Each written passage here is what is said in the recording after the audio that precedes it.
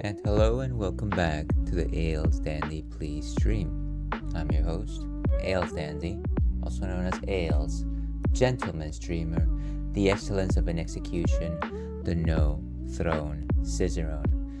And welcome back to stream, folks. Welcome back to Friday. Here's hoping that you're having a delightful one. Today, of course, we are back in the Modern Speakeasy corner of the stream, where we focus on modern games and specifically persistent campaigns. And there goes my throat. persistent campaigns. Today, of course, we are once again returning to, I think the world is called Faerun. Let's call it Faerun. We're going back to the distant lands of Faerun as we fire up the old Baldur's Gate 3 one more time, somewhere in the middle of Act 2. I'm hoping. I doubt it. We're in the middle. We're probably just scraping the beginning, but I think we're ready to have fun. Of course, on this corner of the screen over here, we have our little one, he who shall not be named, just sleeping away his days, something that I wish I did more often. Before we actually get started on stream, couple of things here. I mentioned this yesterday, but I did go ahead and try and improve the quality of the stream just a bit. You might be able to notice some of that here today. I did go ahead and increase the... Wow, thank you so much for that, Kitty. I appreciate it. Thank you for the subscription. As you know, Kitty, I only do this as a hobby. So if you ever feel like you need to spend your hard-earned American dollars on somebody who does this for a living, please, you're more than welcome to do so. Thank you so much for the support. Very kind of you. How are you doing today, by the way? Cheers to you, by the way. I haven't even opened my beer yet, but here's a beer preview. Cheers to you. Thank you so much for the subscription. But yeah, how are you doing? How is it going? Let's actually, before we delve into the nitty-gritty of things, and while we're on the subject, wait, I don't even see you. I think I don't see you because you haven't said anything yet. But that's okay. You know what? We'll do it the manual way. Here. Oh, there we go. Okay. So, if y'all don't know, let me let you in on a little secret. Visit your local library. But secret number 2, go and follow the Kitty Tobins, who is a fellow Twitch streamer. Not only that, but a fellow Fruities stream team member. Delightful individual, very welcoming, incredible community, and loves to play different JRPGs. Also a well-known Final Fantasy VIII speedrunner, and of course Final Fantasy VIII is a game that is near and dear to my heart, and those of everyone out there who call themselves part of the Ale Pack, please go and follow Kitty. Last seen playing, of course, Final Fantasy VIII. Speak of the devil, speak of the angel. I hope the times are going well with your runs, Kitty. I thought I saw you streaming something else the other day, but I forget exactly what that was. This is me with my foggy memory of sorts. Doing all right, just sitting here at the office. Well, here's hoping that the office is not particularly busy today. Maybe you're having a bit of an easy Friday, which of course you most certainly deserve. Thank you for the kind words. You're most welcome, Kitty. Anything that I can say here live is a reflection of any kindness that you have ever shown me. Oh, you have started Final Fantasy 15. Yeah, I think that's what I may have caught, and I might have given it just like this small moment in time to think where if I were to go ahead and pick up a modern Final Fantasy today, right now, there's 2 contenders. One of them is Final Fantasy 13. I think I've never played it. I vaguely have a vague understanding of the story, but I just like those character designs. It seems like a cool story. I don't know. I like the setting. I know that game's maligned, but I don't know. I feel like I got just like a flavor of it from playing Final Fantasy Dissidia Duodecim. But then the other one would be Final Fantasy 15. And that's because the way that people have described it to me is that it's a boys' road trip, and you know, I never got a chance to go on a road trip with boys, but that sounds delightful, and I think I want to do that at some point by playing Final Fantasy 15, of course. We said, yeah, 13 is great. It got slammed at the time, but it aged very well. Yeah, and I bet. I feel like some of the stuff that people kept saying was that it it was kind of a straight line kind of journey. But that's fine. I feel like a lot of the great Final Fantasies that people remember have been straight lines, like FF1 or FF4. So yeah, nothing wrong with that. Thank you very much for the insight, Kitty. Before I forget, what are we talking about here? What are we talking about? We're talking about what's on tap today. I wish I had like a graphic that would pop up and that says like what's on tap, and then there would be like a small little fanfare to suggest that I'm about to talk about beer, so everybody else can tune out. But one day I'll get to work on it. I was just telling my brother the other day, because I was trying to tell him about like my new setup over here, and he was talking to me about like, oh, are you thinking about like maybe revamping your overlays someday? Maybe, you know, like refreshing the look of this place right here in which I live. And I told him, you know what, I think about it every single day. Every time I wake up, every time I hit the live button, I think about revamping my overlays and production values, and maybe getting new emojis and this and that. And sadly, it always comes to a screeching halt because I just don't have the time. Like, I have so many ideas, a million dreams are keeping me awake, and I just don't have time to do any of it. If I want to just stream for like 3-4 hours like twice a week, I just can't do anything else with what I have. So it might just be like a very, very, very slow works in progress. Anyways, that was quite a tangent. What are we drinking today? We are enjoying something that we've had before, something from our friends at Sierra Nevada. And by friends, of course, I mean that we've never met, and that they're a company and they sell me things, and I kind of like what they sell me, so I consider them friends.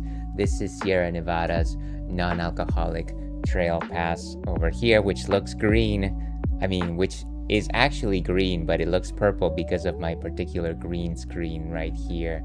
So let's go ahead and actually go to the ales cam instead to actually see what this thing looks like. Moving on to the ales cam. Okay, so that's there we go.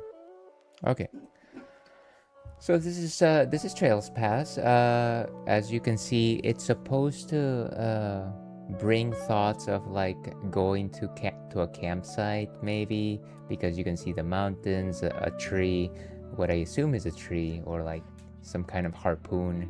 Anyways, and then you have this little pentagon over here, which I'm guessing is supposed to suggest like a route, what do you call it, like a route sign. And then you have a geographical map of somewhere in the US, I'm sure, at the bottom. So I do like the greens, I like the browns on this. Very, very outdoorsy, I want to say. Fairly outdoorsy. What exactly is an IPA, you might be wondering. What do these 3 letters mean, Ales? Why are you talking about 3-letter acronyms, or as I like to call them, TLAs? An IPA is an India Pale Ale, and they are generally very, very bitter beers. The reason why they are known as India Pale Ales is because back in the day, when what was it? Was it back in Victorian times? I'm not exactly sure on like when the history was, but back during the day when Great Britain used to make trips to India, I'm assuming some kind of trade route or something like that, and they needed to make it sure that the beer on the voyage would make it without just going bad. What they would do is they would add more hops to the beer, and that is because hops actually contain a reagent, a compound which sterilizes your beer. It kills bacteria and awful things. And so they added a bunch of it. It tasted very bitter, but at the very least they could drink it. And you know what, if you're on a pirate ship, or like I don't know why I suggested it was a pirate ship. I would love it if it was a pirate ship, but if you were just on a ship, and you needed to drink something, and of course you can't drink seawater. Don't go out there drinking seawater thinking that I said anything to that matter. It's bad for you. Bad. But you would love to have some beer, and yeah, it was bitter, but at the very least you could enjoy it. And so this particular flavor survived 2 modern times. It came over to America, of course, and it came to be known as a West Coast IPA. And I say West Coast IPA because there's 2 major types of IPAs in the United States. There's the West Coast IPA, which is bitter, and then there's hazy IPAs, which are a completely different story, which I'm not really going to talk about today. But yeah, West Coast IPAs, or just IPAs in general, are relatively bitter, and you get that bitterness factor from the fact that you throw in a lot of hops into the brewing pot and you let them boil, and what that makes the hops release is compounds known as alpha acids. Alpha acids are the things that read in your mouth as bitter, and a lot of the times they can be terrible. I am not the greatest fan of super bitter beer. I know that some people are. Some people really swear by their very bitter beer. I like to keep it balanced, and I think at the very least Sierra Nevada does okay in terms of keeping their beers, their beer bitternesses balanced. So that is what an IPA is. Let's actually go ahead and see what Untappd has to say on this particular entry in the oeuvre of their catalogs. Let's turn off the ales cam. Okay, so this is Trail Pass IPA by Sierra Nevada Brewing. Non-alcoholic today. To start, grab a Trail Pass and start a new adventure with miles of flavor. How roady, explore the hoppy notes of citrus and pine from Amarillo and CTZ varieties in non-alcoholic Trail Pass IPA. The silky malt body and clean hop bitterness are just what you'd expect from a world-class Sierra Nevada IPA, yet it's less than 0.5% alcohol by volume. So not particularly alcohol, not quite non-alcoholic, but you would have to have, I don't know, like 20 of these to get a buzz. With the Trail Pass IPA, we captured the iconic citrus and pine explosion that you'd expect from a Sierra Nevada IPA, all without the alcohol. Hit the trail with the hoppy aromas and let the smooth maltiness wash over your taste buds. It's like a hike through a hop forest. I don't know that you'd like to go through a hop forest. That could probably just overwhelm the senses. It meets all of our criteria for what we would consider a craft IPA. Not necessarily even a craft alcoholic IPA, but a craft IPA, says James Connery. I'm sure a relative of Sean Connery, innovation brewmaster at Sierra Nevada. Trail Pass IPAs uses traditional brewing methods, not alcohol removal, to create full craft flavor below the 0.5% alcohol by volume. And let's check out some of these pictures here to see if we capture anything fun. Let's see. Nothing particularly exciting yet. Looks like this person has got a bowl of spaghetti behind this one. Maybe IPAs brew well with spaghetti. Lots of spaghetti! Okay, this one looks a little more fun. It's just a beer on the beach, and you can see just like a group of people in the background. This is very artistic, I want to say. Just the framing of it. Somebody really had to like just go all the way to the sand floor and just kind of like do one of these like, oh my god, okay, and then as the people were just passing by, hopefully they're getting royalties from that picture. Okay, I think that's good. I think that's fine. So let's actually go ahead and sample this thing. Okay, but so side tangent while I'm pouring this thing. Unfortunately, one of the things that I had to do this morning was actually to drop off my car at the repair shop.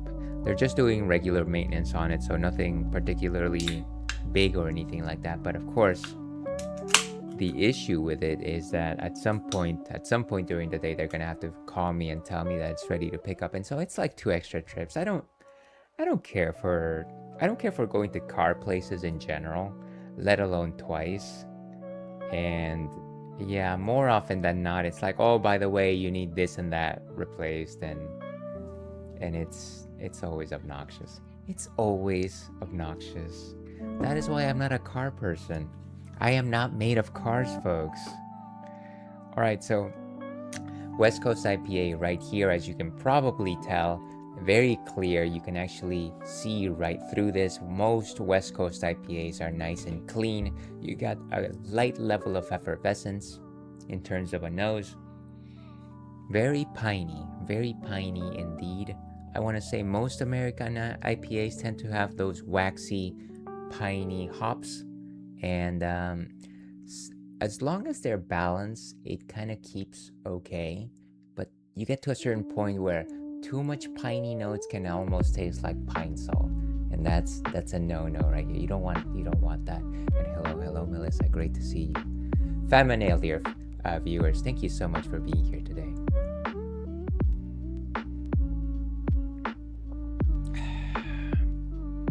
And yeah, this one is definitely a bitter one. It is actually quite malty, which is definitely something that I look for in order to balance that bitterness. Whenever you think about beer, you're basically playing off of two flavors that are like on opposite ends. You got the sweetness, which comes from the malts, and then you got the hops, which add the bitterness. And it's this interplay of these two flavor profiles that generally give it your particular place in the spectrum. Of course, there's also like sourness, but that's a different thing. That's a third dimension right there. But yeah, this one is, I want to say, at the very least, the malts balance the bitterness. I want to say strong notes of pine, but I want to say it comes off on the after aroma as opposed to the flavor. Generally, when you sense your bitterness, you're actually looking at the back of your palate. And sometimes that can accumulate, and that's not great. But if you can only sense it when you breathe out, it's a far more pleasant, far more subdued, moderate, restrained, acceptable, even enjoyable kind of flavor note. Very light in terms of body composition, a 1 out of 5 in terms of body composition. Light, approachable. It's not bad, and certainly very good for a non-alcoholic beer. Let's go ahead and give this one a rating. Let's rate it. 3 stars, 3.25. We are feeling kind today. And some of you have told me, Ales, you only rate things between 3 and 4. And to that I say, you're probably right. But what are you gonna do about it? Okay, so that is what we will be enjoying for the first part of today's session. Thank you very much for indulging me. And by the way, thank you very much for checking in, Melissa. You're on a 30 stream streak. That is delightful. I am impressed. I don't even know how. If I were to, I'm eating my words here. If I were to suggest how many streams for me is 30 streams, that would probably be 15 weeks, which translates almost into 4 months if I were to actually stream. Is my math correct? No way. No. So 15, 30 times this is, so like, you know what, a lot of weeks. I think that's right. It is right? Is it? I think I lose my one of the let's say that a few things go out the window whenever I start streaming. One of them is memory. I can't remember things for the life of me. It's crazy. The other thing that goes out of my way is arithmetic. I can't do basic math, but I can do calculus, SOHCAHTOA, L'Hopital's rule. But yeah, thank you very much for your support. I appreciate it. Those of you that do not know, Melissa, also known as Derp Critic, is a fellow Twitch streamer, also a fellow Cuties stream team member, plays a number of fun games, lots of cozy games, the Kirby series, the Mega Man series, Pokopia, last seen playing, of course, Monster Hunter Wilds. I implore you to go give her a follow. Definitely one of our legendary community members, and I can't imagine that that her streams are not worth your time, so please go follow. Now, before we actually move on, I completely forgot this, but I do have a question of the night. Question of the night: what is your preferred way to greet someone new?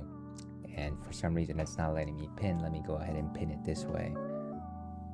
I do declare I will pin this message to the chat. So yeah, I was kind of just, I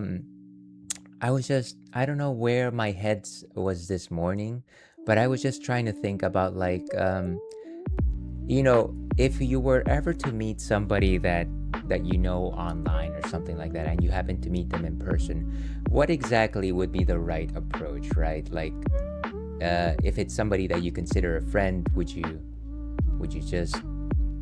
try and go for the handshake? Would you go for like a shoulder tap, a full on hug, or just a polite wave? And I was thinking that not necessarily just somebody that I met online and then I suddenly met them in person, but maybe it's just the idea of like, if I ever meet anybody that I haven't met in person ever, I think that I would generally just go for the standard, like, hello, nice to meet you, and then I'd probably just like do a light bow. I kind of just like to do like a light bow whenever I meet somebody, and I don't necessarily know how comfortable they are with like greetings or anything like that. I feel like it's a little different if I know them like in person, and maybe that's a me problem. Maybe that's something that I need to just analyze, because at some point I have to understand that there shouldn't be that big of a difference between like a relationship online and maybe a relationship in person. But maybe I should have like a unified way of doing things, and maybe just go by the person's cues. There have been times where I have like actually said, "Oh, do you do handshakes?" And most of the time people are just like, "Yes." But of course, that was also a big thing because of germs and COVID and this and that. So for a while I wasn't even doing like handshakes. And of course, I know that some people are huggers. Like I happen to be a hugger, but I would under no circumstances would I ever hug somebody if I didn't like know that person would be okay with that. And then just having that conversation sometimes can be a bit weird. Like, hey, you want to do a hug? And it's one of those things. Anyways. So that is the question of the night. And Melissa says, question of the night, just a friendly hello will suffice, in my personal opinion. Yeah, of course. And that's actually a solid way. That's a fair approach to go through. Thank you so much for answering the question of the night, Melissa. Of course, you have 2 votes right now. Kitty, you have 1 vote if you're still there. We do have our Viewer's Choice monthly one shot. Currently, let's actually go ahead and pull this up over here. And of course, I just dropped my phone because I'm a fool, I tell you. Feel free to follow along with that over there. Let's go this side. Okay, so currently at the top, we have WaveRay64, which longtime viewer of the stream, Inigo, has somehow managed to get all the way up there. But in second place, we have a 2-way tie with both Final Fantasy VIII and King of Fighters 97. One of those is Kitty, of course, and the other one is our friend Rich, who comes here from time to time. And then right below those, we have both Kirby Superstar and Paper Mario: The Thousand Year Door. I know that Cave Story is getting some energy from Spectrum. Let's see, both on Kirby. You got it. Ooh, and so Kirby takes the second place lead. There you go. That sounds good. Thank you so much for voting. Sort the range. I know my spreadsheets. I know my Excel. There we go. And so Kirby Superstar is currently at second place. Very nice. Thank you so much, Melissa. So if you'd like to vote, let me know. All right, but with that, I think I've gabbed on for too long. It's been too long, Ales. Let's go over here. And yeah, we're going back to... Oh, excuse me.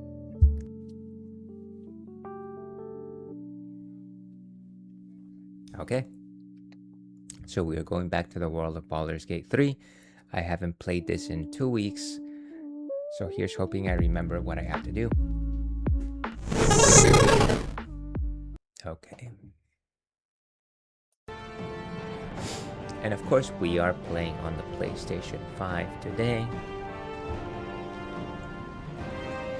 Let's go ahead and load game. And we were last at the Last Light Inn. We're probably gonna go visit camp before we head out.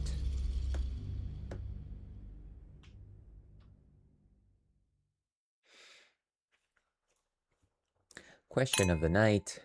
Hey. Well, I don't know. Hey is good, Spectrum. Hey is good. You know, I appreciate the sincerity and the candidness. I kind of went on a rant of like the ways in which we say hello to somebody, whether we know them for a long time versus if we know them online for a long time and then we meet them in person, or you know, if you just meet somebody completely strange and you know, there's just this idea of like you might be comfortable by different ways of saying hello. And you know, actually, that another side tangent here, but you know, when I was a kid or when I was a young person, I grew up in a Hispanic community, and very much the normal thing is for between men and women was just to like go up to them and just like give them a kiss on the cheek, and like that idea now just blows my mind. I'm just like, I don't think I could ever do that. It just sounds like so uncomfortable for somebody, especially if they don't want to be receptive to that. Yeah. So things have definitely changed. I don't know why I decided to talk about that. Anyways, 2 on Cave Story, please. Thank you for saying hey. Let's throw those points onto Cave Story. Cave Story at 5 points.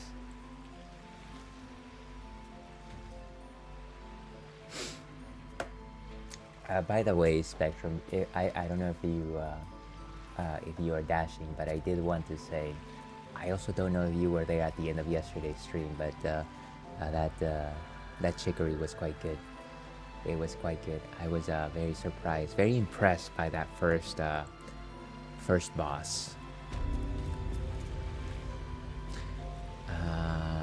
Okay, so what we want to do before we actually step out, let's go to camp.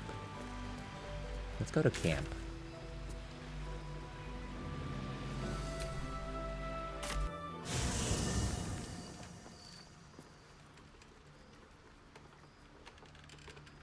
And you know what? We actually might already be well rested, so maybe we don't need to sleep. Let me just check in to see if I need to sell anything before we get going.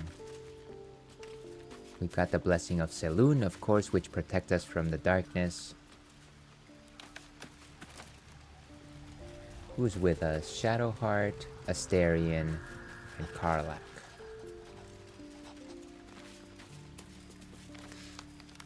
Where's Volo? Actually, does anybody else have anything else to say? No. Ah, my good fellow. Quite the cozy setup you have here. I'll just make myself comfortable. Thank you so much. And let's try that volume level. Let me know if the volume is okay. Trade. Trading mode. Lots of random junk here. Let's go by type. Type is generally sufficient to sell off junk. So sell carrots.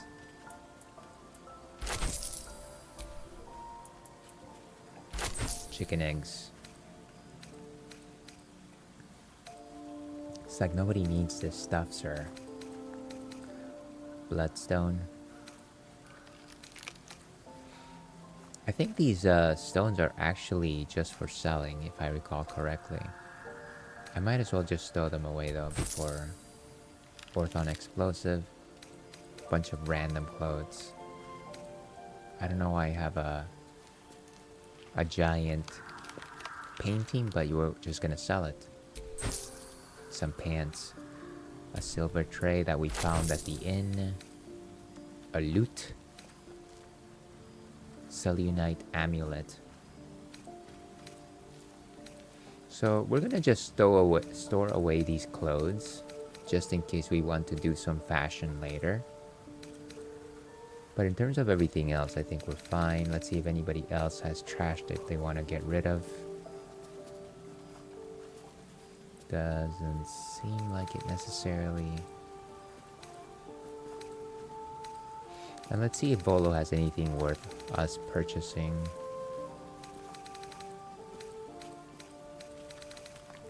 Scroll of Fire Shield. That sounds cool. What is a Fire Shield?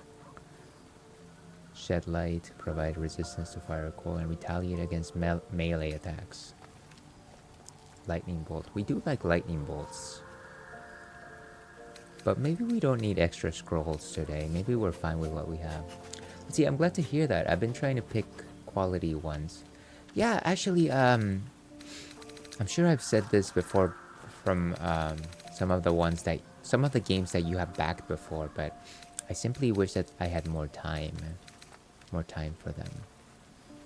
And yes, I know the trappings of the one shot is you're just only playing it for one day, but some of them might just make it onto my standard queue, which of course is endless. My queue is endless, Spectrum, and at the pace at which I'm going, we might be old men by the time I get to some of these. And by then, who knows what else will be also on the queue.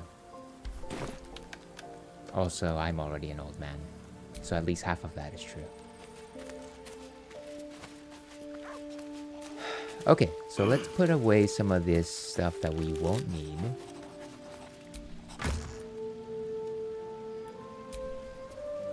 Where's my stuff?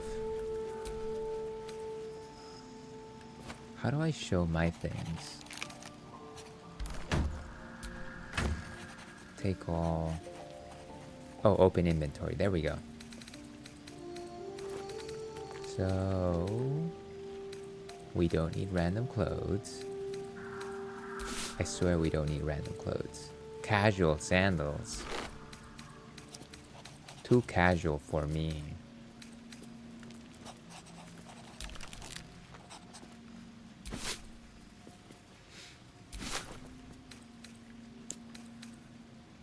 Homely cloak.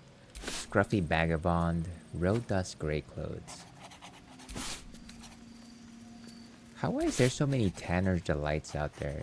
Smarmy swaggerer boots. I feel like I'll never wear a lot of this stuff just because there's so many things that just have effects. I would rather wear the things with effects than the things without effects.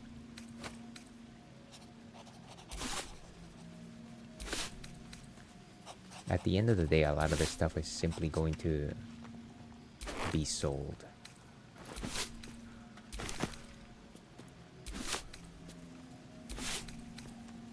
Ooh, Cellunite robe.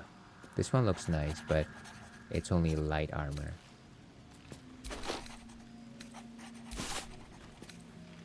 Umber trousers. So many Tanner's Delights. Soft and comfortable shoes. They definitely look comfortable. Snug purple shirt. Are you a purple shirt? Oh, another Cellunite robe. What is this? A Cellunite amulet. I don't need a standard dagger. More Tanner's Delights. Goodness gracious. Great balls of fire. What is this? Have a plate armor. I need a full plate armor, sure. Full. Great club. What is this? Sword of life stealing. Oh, this is the thing that I wanted to give Asterion, actually. I wanted to give that to Asterion. And I will, trust me. I will. Okay. So let's look at the character sheet.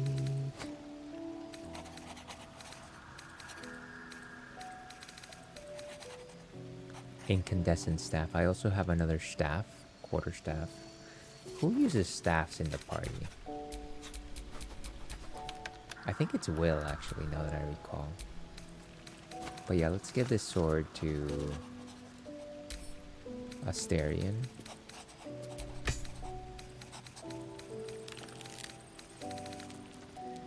And so Asterion can go ahead and equip this, which is hopefully something better than what he has. Currently, he has the Knife of Undermountain King, which reduces the number you need to roll a critical hit while attacking by 1. And so basically, if you even if you roll a 19, it's just as good as a 20.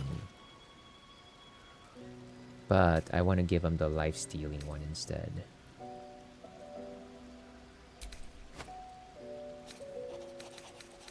Here we go. The Sword of Life-Stealing. On a critical hit, the target takes an extra 10 necrotic damage. You also gain 10 temporary hit points. So it's only on a critical hit. I wonder if I should put this as a second one. Maybe as a secondary? Sword of Life-Stealing. Okay, so now they're both linked. So whenever we roll a critical with this one, we get some life-stealing with that one. Now then the question becomes, does everyone have enough potions? Maybe we can actually make some potions while we are here. Hey, by the way, while you're at the marketplace... Journal. Illicit powers. Where's my alchemy? Create extracts. 2 new recipes unlocked. Okay, so potions. We cannot make greater heal potions, sadly. We can make potions of Featherfall. How many of those do we even have? See, this is the point where I'm just like, can the game actually tell me what I have so that I don't have to worry about it? Elixirs. Seems like we can make a number of elixirs. Elixir of Strength, Hill Giant. And of course we can make some grenades. But I would rather just buy them instead. The elixirs can be quite useful actually. What is the Colossus? Instantly upon inhaling, your abdomen seems to swell and the muscles in your back feels like sheets of hammer-beaten steel. I'm assuming that you just become sturdier. But honestly, all I really wanted to make was potions, and if we can't make some healing potions, then I'm just going to leave this. Okay, in terms of items, so Timaeus, dear Timaeus, let me rearrange this by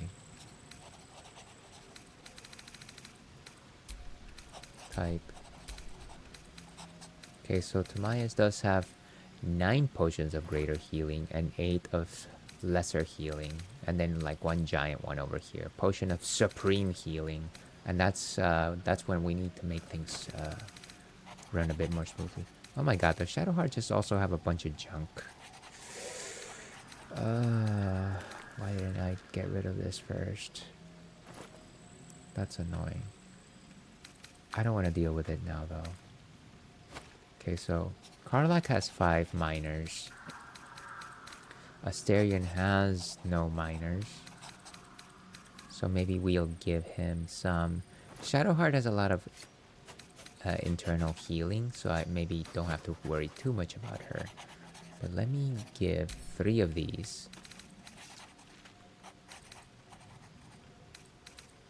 Split item. Let's do groups of 3. Split. Okay, and then give these to Asterion. Give these to Karlak. And then maybe split these as well.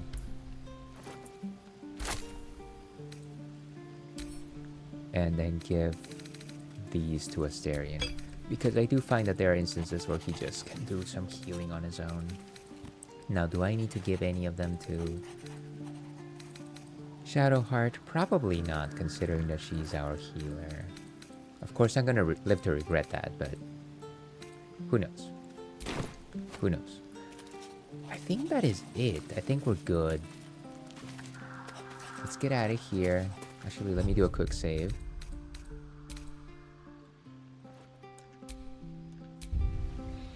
And of course, we are enjoying some delicious Trail Pass IPA, non-alcoholic. To your health.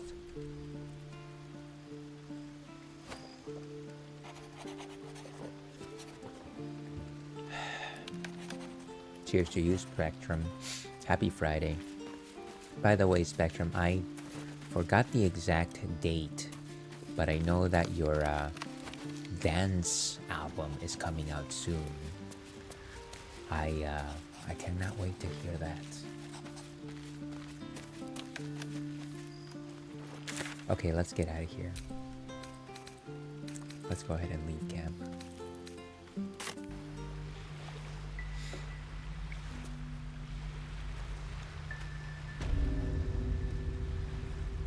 Okay, so let's see what happens if we leave this way. Oh, or we could actually go up as well. This is where we're supposed to meet that other party.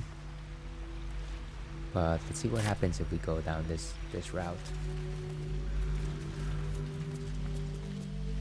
What is this? Turn back at once. Up ahead, the shadow curse hands thick, its dark tendrils curling, snuffing out all light and light. Even those with oil-smeared torches are not safe. Turn back now. So should we keep going? Seems like we're okay. I think it's because we have the safety of the what do we call it? The blessing of Saloon.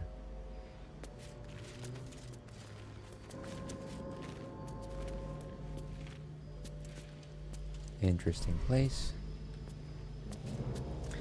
What do you all think about what's going on? What's on your mind? Oh, nothing much. Hey, soldier. Thank you for calling me a soldier. Oh my gosh, can you just... Astarion? Well, hello. What can I do for you? You're fine, Astarion. How about... my number one? So, that's what people mean when they talk about butterflies in their stomach. Did you want something? Did I want something? Catherick Thorm. Yeah, actually, let's talk about Catherick Thorm.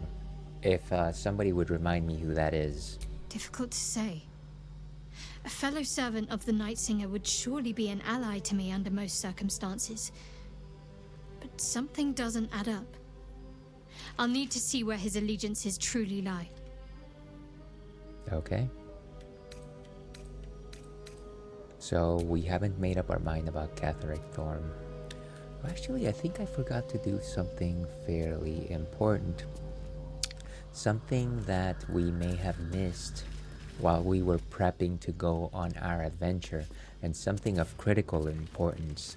So we're just going to take a moment to do so.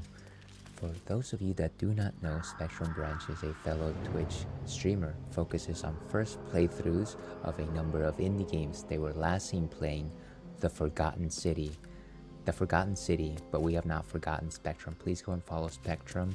You will not regret it. An accomplished music producer and musician.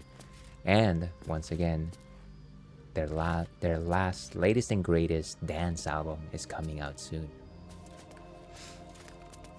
Way too many reasons to follow Spectrum Branch.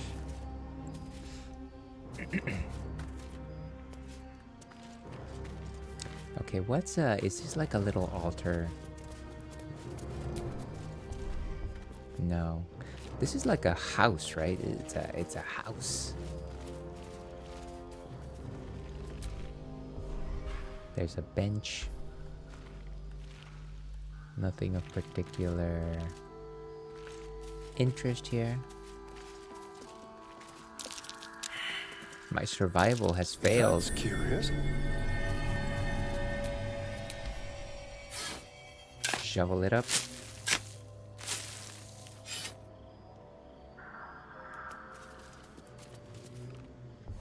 Can we actually open it? Ooh, gold and an arrow. Let me go ahead and give that arrow to Asterion. I do not make use of such things most of the time. Actually, I have a couple of arrows that I could just give out. I know Shadowheart uses arrows and Asterion uses arrows, so let me give the acid one to Asterion.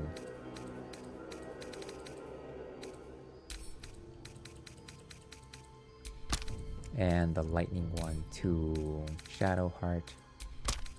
How about this arrow of light? No, arcane interference breaks your target's concentrations and silences it.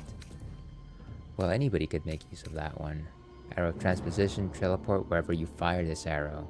That might be kind of cool to use at some point. Okay, so apparently there's a place called the Roots.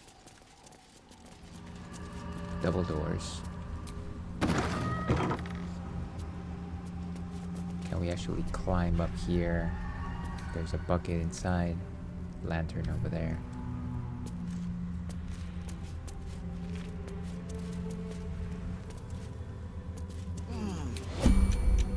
Entering turn-based mode. Seek protection from the dark curse. Why am I not doing well? Is it because of the curse? Shadow curse. Oh, I see. So this place is really cursed. That's the problem. The question is, can I actually go on? You know what? I'm Just what I need. gonna step out first for a minute.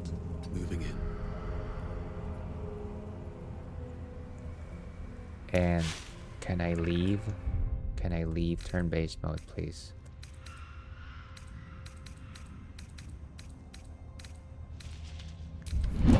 Okay, good. Can't say that I'm a fan of whenever we go into turn-based mode. It reminds me of playing that little game where we were trying to avoid the turrets. Seems like this is the only place here, though. Okay, where are we? It's a place called Roots.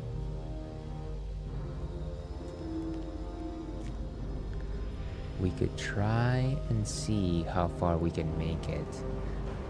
But is it worth it? That's the question. Is it worth it? Is it worth?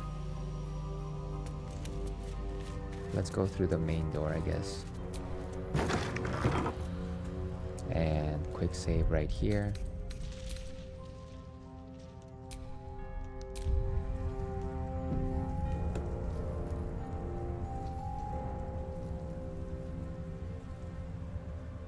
Okay, I think we've... Okay, so turn-based mode. Let's see what's inside. That is the other door that we came in to.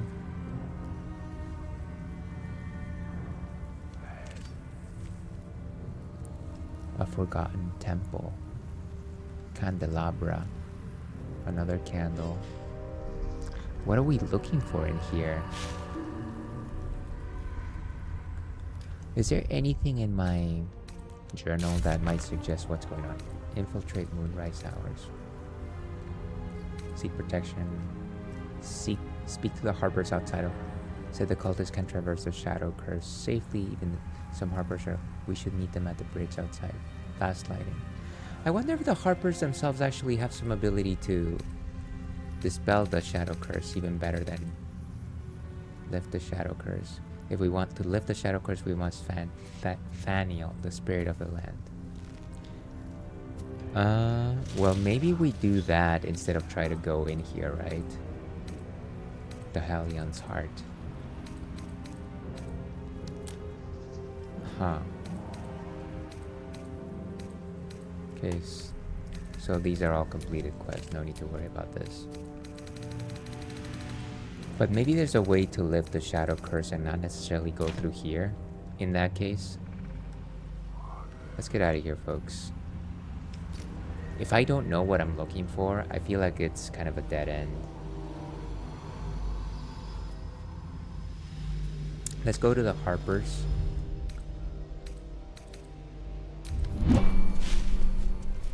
And leave with them. Maybe they have some other way to manage the darkness.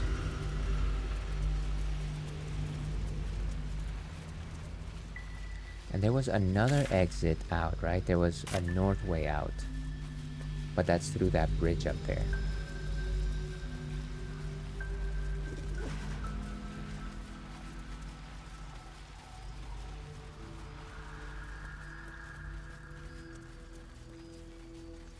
Living without sunlight isn't so bad, Astarion.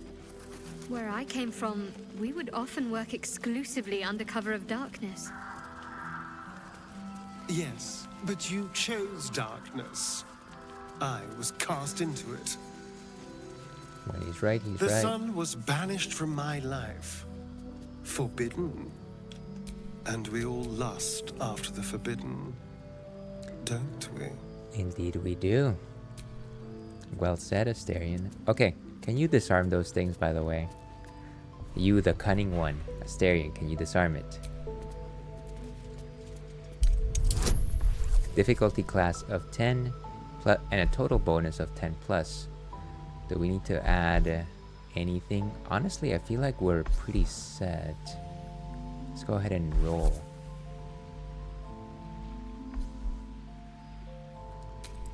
But we can add guidance as well, but we don't need to add guidance here.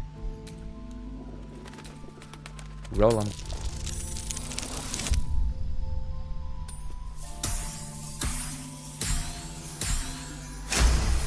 And that's a solid 16. So, one of them bites the dust.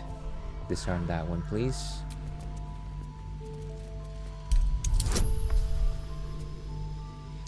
And roll them. Unless I get a critical miss, I think I'm safe. Thank you for Clappy Spectrum.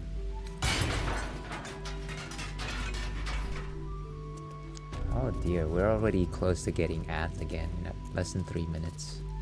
How did it happen so quickly? I thought we were good.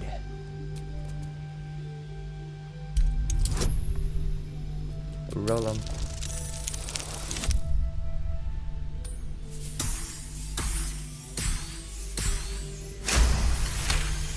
Magic 18. Okay, let's check out the wooden crate. Nothing in here, sadly. Okay. No one back home will ever believe this. So what is this place? It's like a little camp.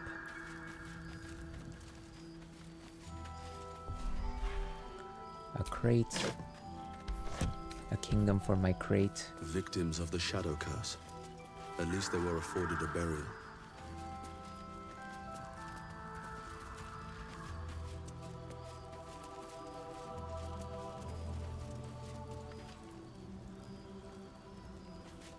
Can we actually go up here?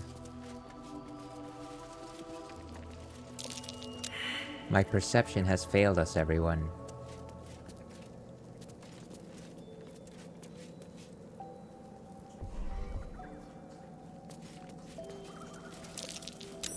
Oh wait, Curious. what is that? Can we actually move this rubble? A flaming fist. Someone beat her to a pulp. Oh, I see, a corpse. And we got a shield as well as some coin. Okay.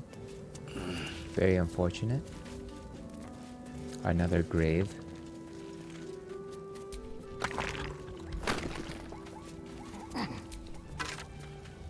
Get some bones. We need the calcium, folks. We need the calcium. Okay, we got ads in about 50 seconds. While we are still safe, we're gonna go ahead and take that ad break. So, we will be back with more Baldur's Gate 3 in 3 to 4 minutes. Stay tuned.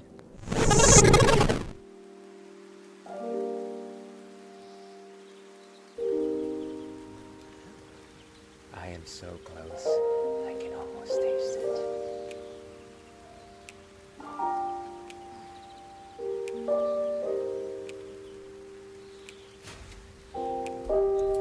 Okay, another 14, but we got the numbers. Oh no.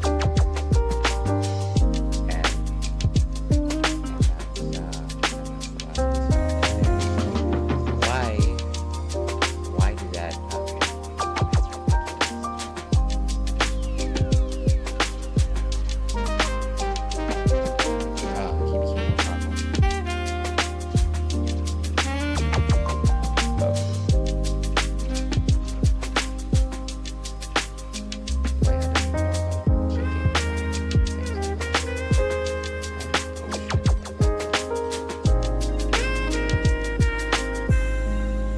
Why can't I just directly use it from the menu?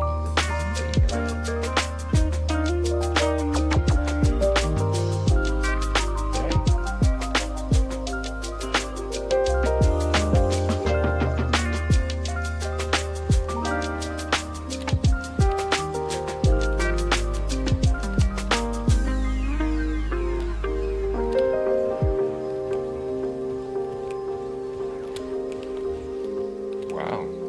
And I guess really the key to this was doing chart shots. Who would have thunk?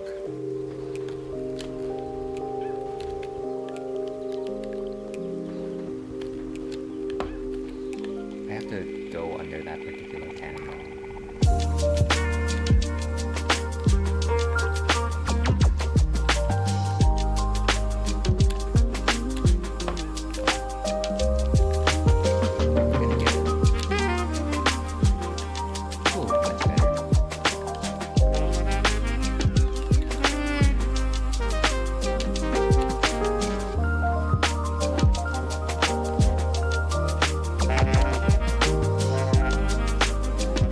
Boom!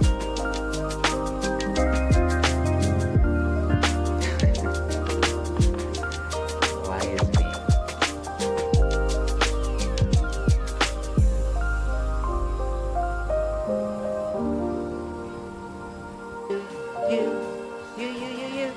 You are going down, mister. You are dusted, Buster.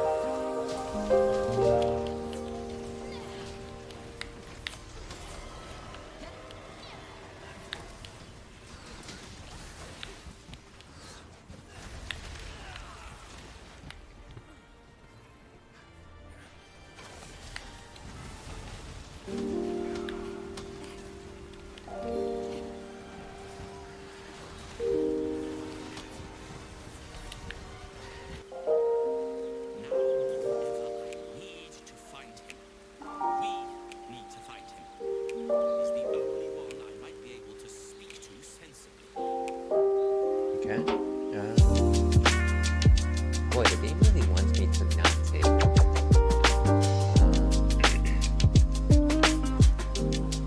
I'll find your friend. Together, we'll stop the Iron Man.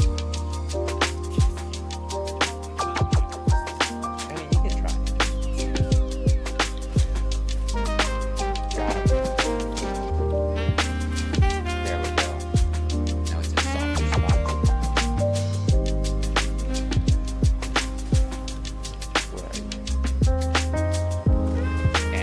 Beyblade.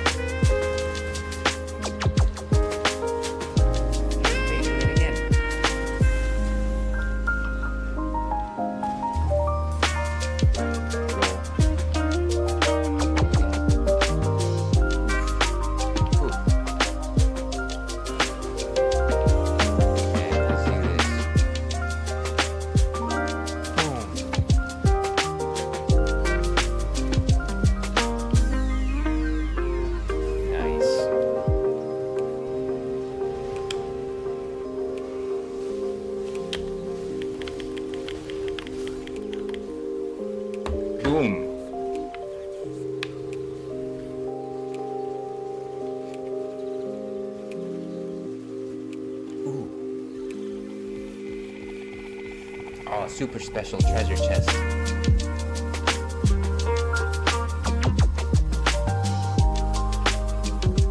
can almost taste it.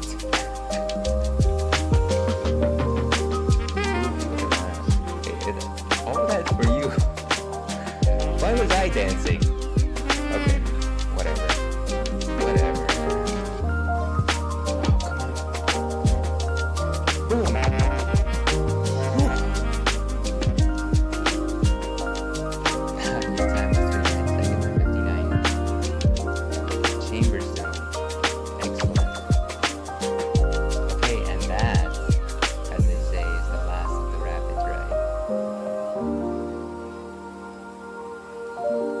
No, I never want to play this game again. That was stressful. I think this is a way better spot anyways.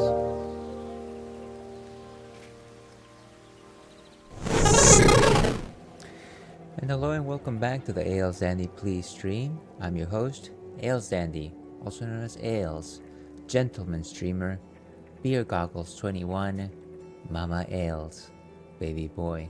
And we are here playing some Baldur's Gate 3, and on the side we're enjoying a delicious non-alcoholic Trail Pass West Coast IPA by Sierra Nevada.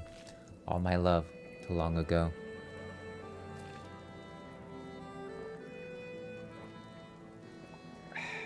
Very refreshing on a hot summer day. Okay, so we're going through the shadow-cursed lands on the way to Moonrise. Exploring like a camp of some sort. Barrel, a fire wine barrel. A fish barrel. Can we get some fish?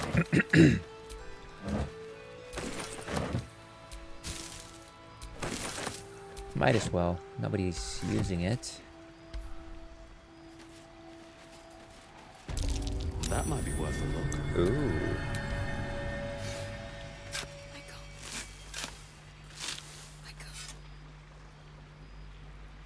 I hear somebody's voice.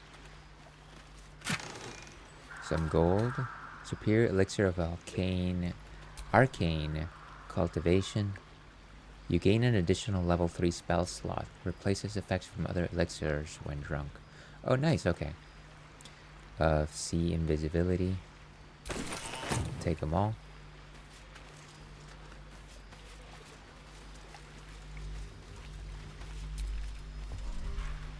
Fishing rod, a wicker basket, some rags. From rags to riches. You just need to collect enough rags and then you'll become rich. Let's see. Going in this direction actually leads us back into the dome. Have we already been here?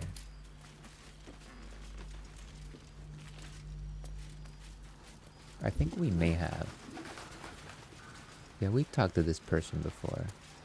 Bex? What am I going? I wish I hadn't left him behind. Yeah, we talked to her. Sorry, we talked to them.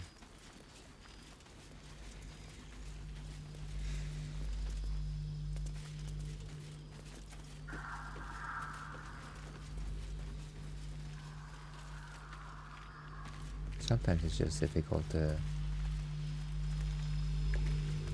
tell one way from another. This looks almost like an altar.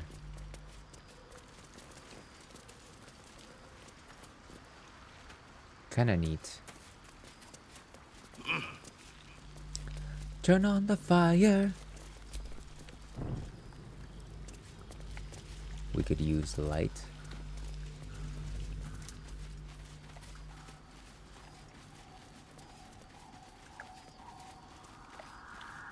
Okay, so that rock looks unusual, but it is nothing more than just unusual. Can't go down anymore. Let's just jump.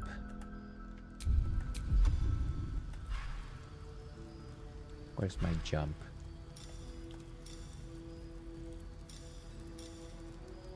like when you're looking for basic things, definitely can't find them.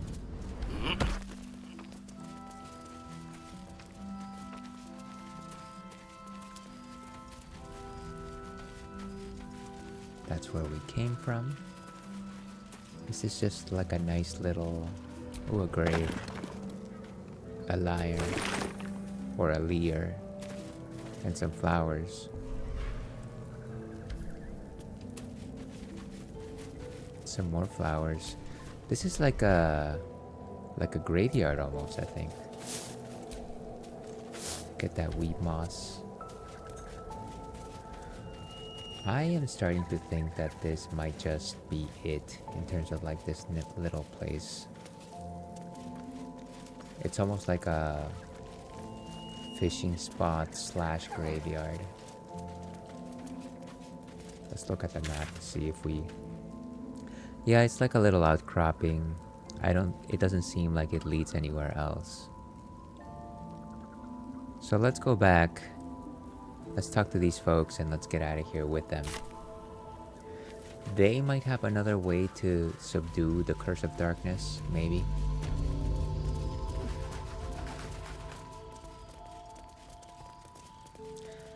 You know, they might have a way to turn off the dark, like Spider-Man did in that one play.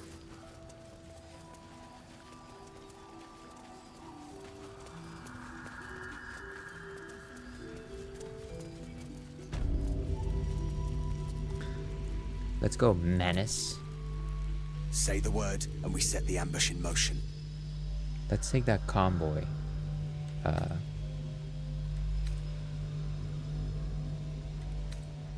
Wait a second.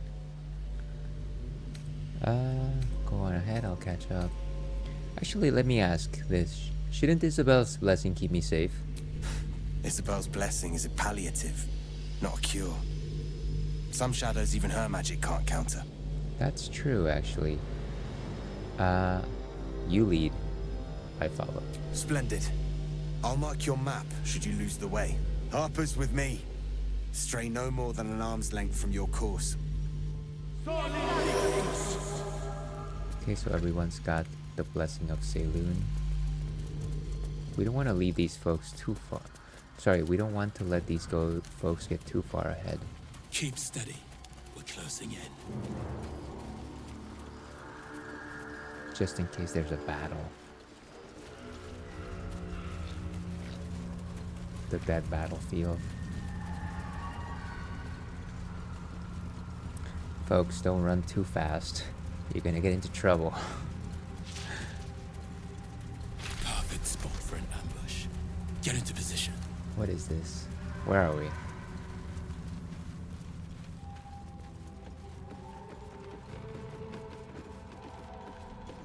Where are we going?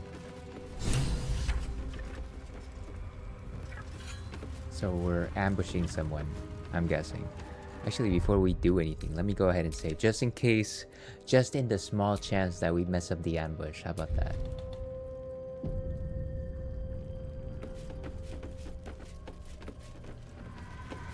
Where are we anyways? What is this place? Seek protection, talk to the Harpers at the ambush site. So we went from here all the way down here. Where did this whole thing start actually? It was probably like here, right? This is where we came from. Camp in Shadow Cursed Lands. So we should talk to them, but before that I wanna explore what this place is.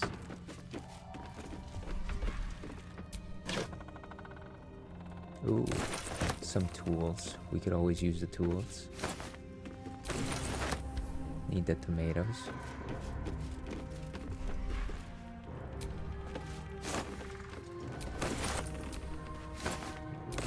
Can you imagine if somebody left a legendary weapon in one of these just random sacks?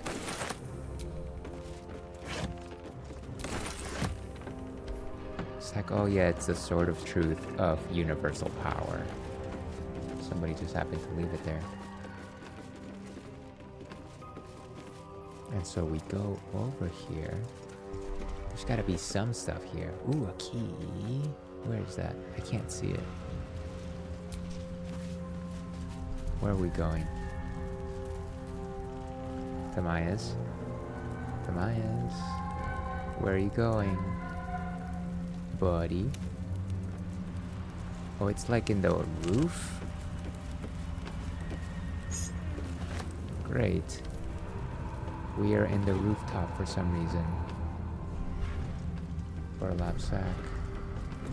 Again, it's just that this whole thing where you're not necessarily picking things from the same level in which you find yourself.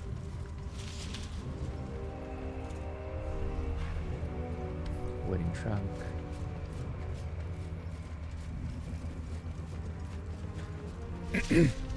Oh my gosh, excuse me.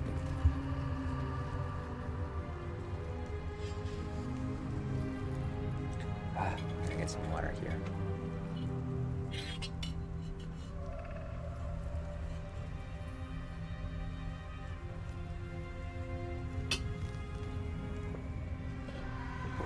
Okay, much better. And let's go ahead. Go back downstairs. Oh, does the skeleton have anything? Ooh, an onyx. We love that Pokemon. Remember that time that Ash went to challenge Brock for the Boulder badge, and he decided to use electric moves against rock/ground Pokemon, and one of them was Onyx, and because it got doused in water, it affected it. I never let that down. I didn't like it. So everybody's getting ready for the ambush. I don't even know where the enemy is coming from, so it makes it difficult for me to find like adequate positioning locations, you know? You know what I mean? If they were to tell me, oh hey, the enemies are coming from over yonder, then I'd be like, okay, so I'm gonna put my troops here. They really haven't told me much of anything. We'll just do our best. Rotten lemon, where have you been on all my life?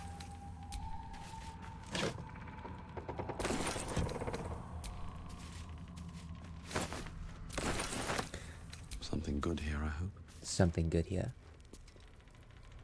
Can you just get the thing? Breezy sandals, so that the wind streams through our toes. Can't reach this.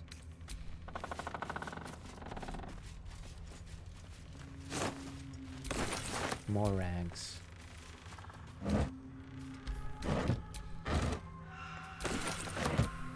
Ooh, a treasure chest. What if I just jump? What if the possibilities are endless?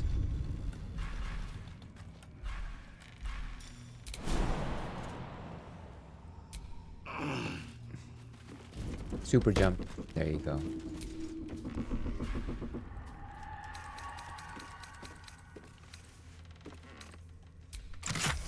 Ooh, I used the key. Hammer Grim Mist Amulet. What is that? One of the relics of Deep Duera's rebellious children, drudging the keykeeper of Duera's vaults, the children crept in under the cover of night, searching desperately for anything that would aid in their flight. I don't know what this does, but we'll take it.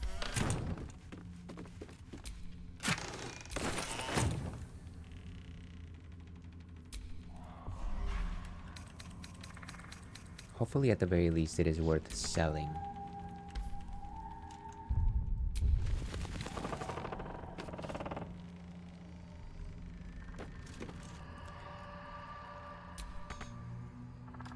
Okay, let's go ahead and jump back down.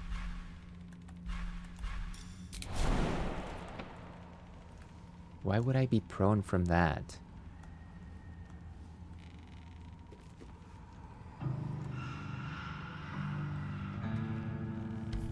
Really that bad? Can you all just give me some space?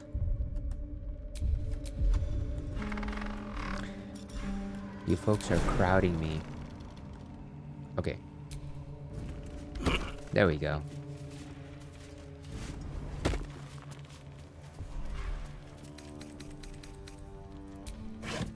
Nothing here.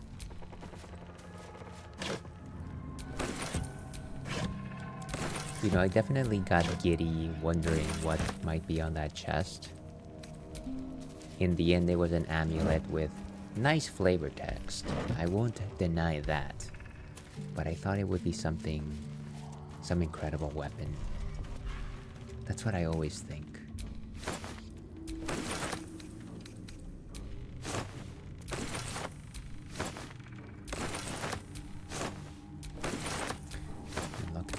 Chicken eggs, of course.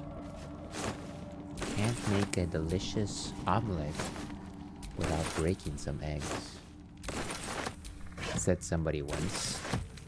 I feel like every time somebody makes that comment on like a TV show or something, they're generally suggesting that the person that said it was or is wrong. And I guess they generally try to reference it in the context of like, no, sometimes sacrificing something is not the right idea. Which I get. But I do feel like sometimes you need to break some eggs to make an omelet. Not just when omelet making.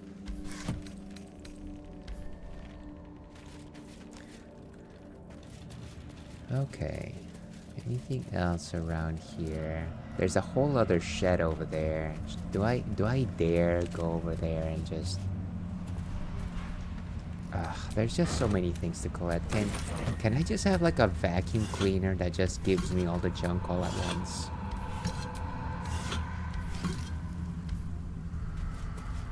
This is what I get for being a little explorer.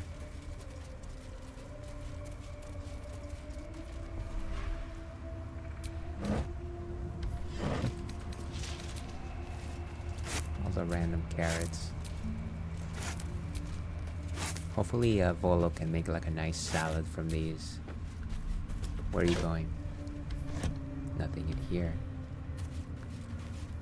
Don't want to leave the premises too far behind.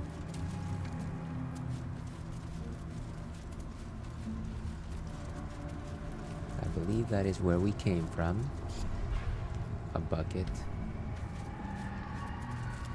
Remember the bucket mouse from Link's Awakening?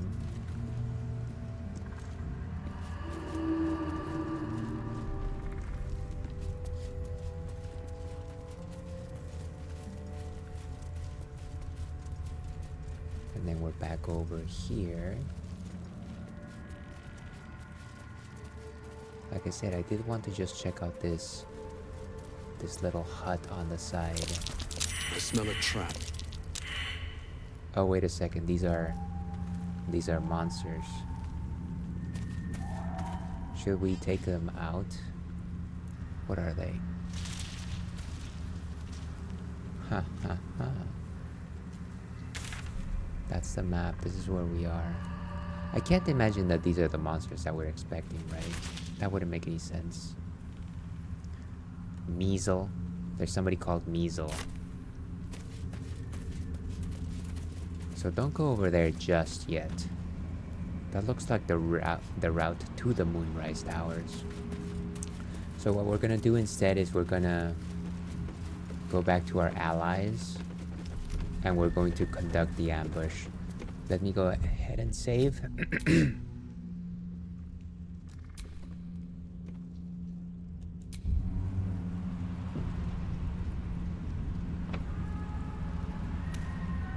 Okay, save is successful. Let's go to talk to Harper Lysandra. Oh wow. Your church every day, my queen. Your followers are legion. Go. We'll wait for your signal. Wait, what signal? What are you talking about? What's the plan? Your faithful stand ready, Majesty. Soon we march. Why would I even want to encounter this thing? Bow to you. Yeah. Something moved up there. Want me to drag it out?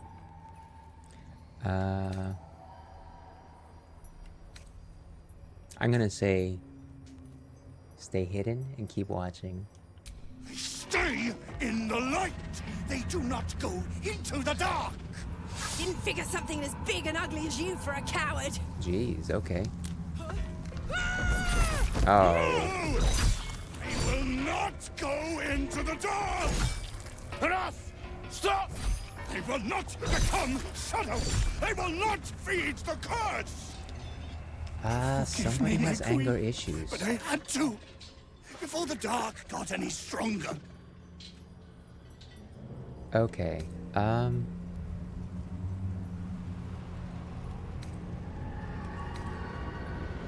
is this the right time to attack? I don't want to attack by myself.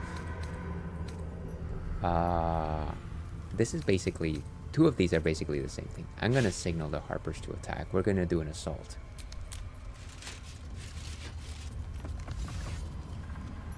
Lunatics in the dark! Kill them! Destroy the blasphemers! That's them. Kill the drider. Oh gosh, he went all the way up there so quickly. Sanctuary. Okay, so what is this thing? Carnus, Light of the Absolute. They've got Sanctuary. What does that mean? Cannot harm because they're wearing Sanctuary. I see. Ooh, okay. So, but are they like concentrating or something like that? Is that their thing? They feel threatened. In that case, so Asterion is going to move up and is going to start taking shots at people. Can I stealth? Cunning action dash covers more distance, double your movement speed. Why don't I have enough movement speed? This is ridiculous. Let's go. I want to use the ladder.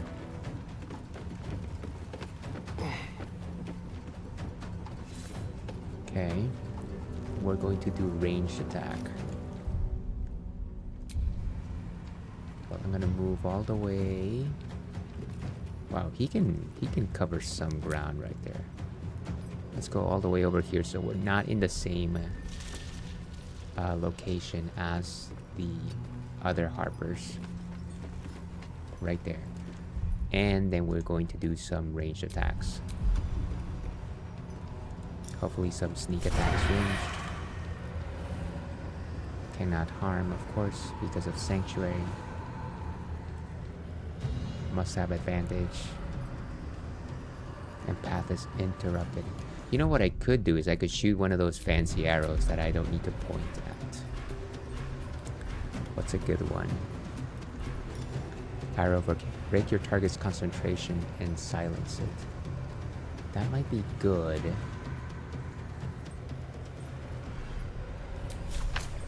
But will it splash? That's the question, right? Will it splash?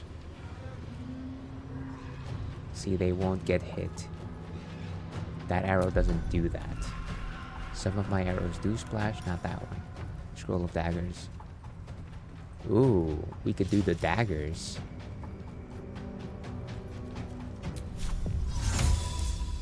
Right there. So that anybody coming here gets damage, cannot harm because of Sanctuary, of course. But if the cloud of daggers is right there, then it will still hurt it. Do we have any other arrows that might be better than that though? We have just arrow of poison or arrow of acid, minor elemental. There's so many things that we could do here. Ice knife. Let's try the dagger, shall we? That'll be a fun one.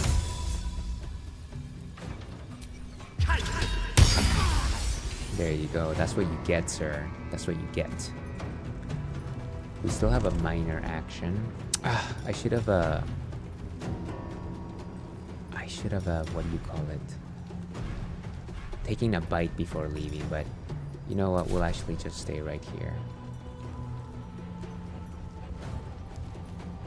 will end turn. Ready for another round?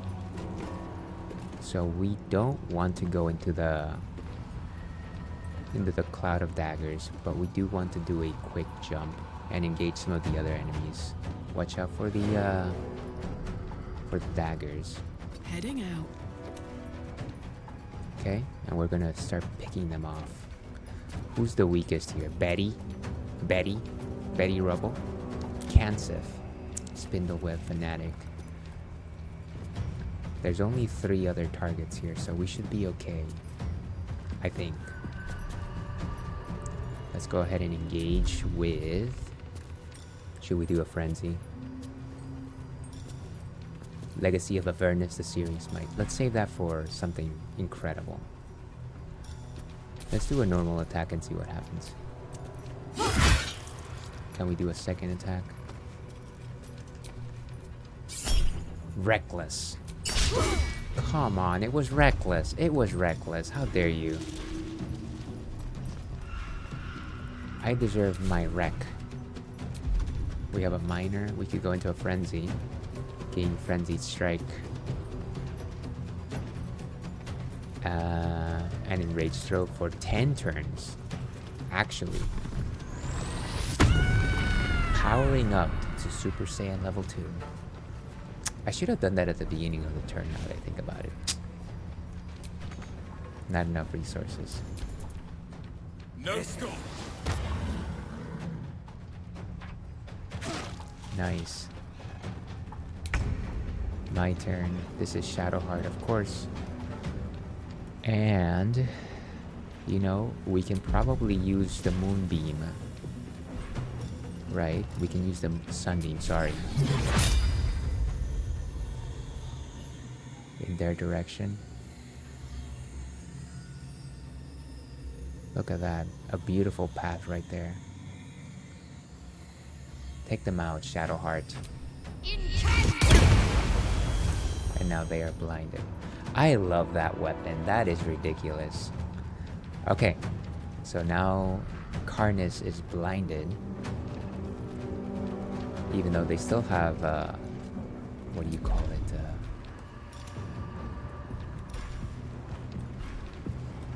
Sanctuary. Let's also go ahead and conjure up our spiritual weapon, Darth Maul.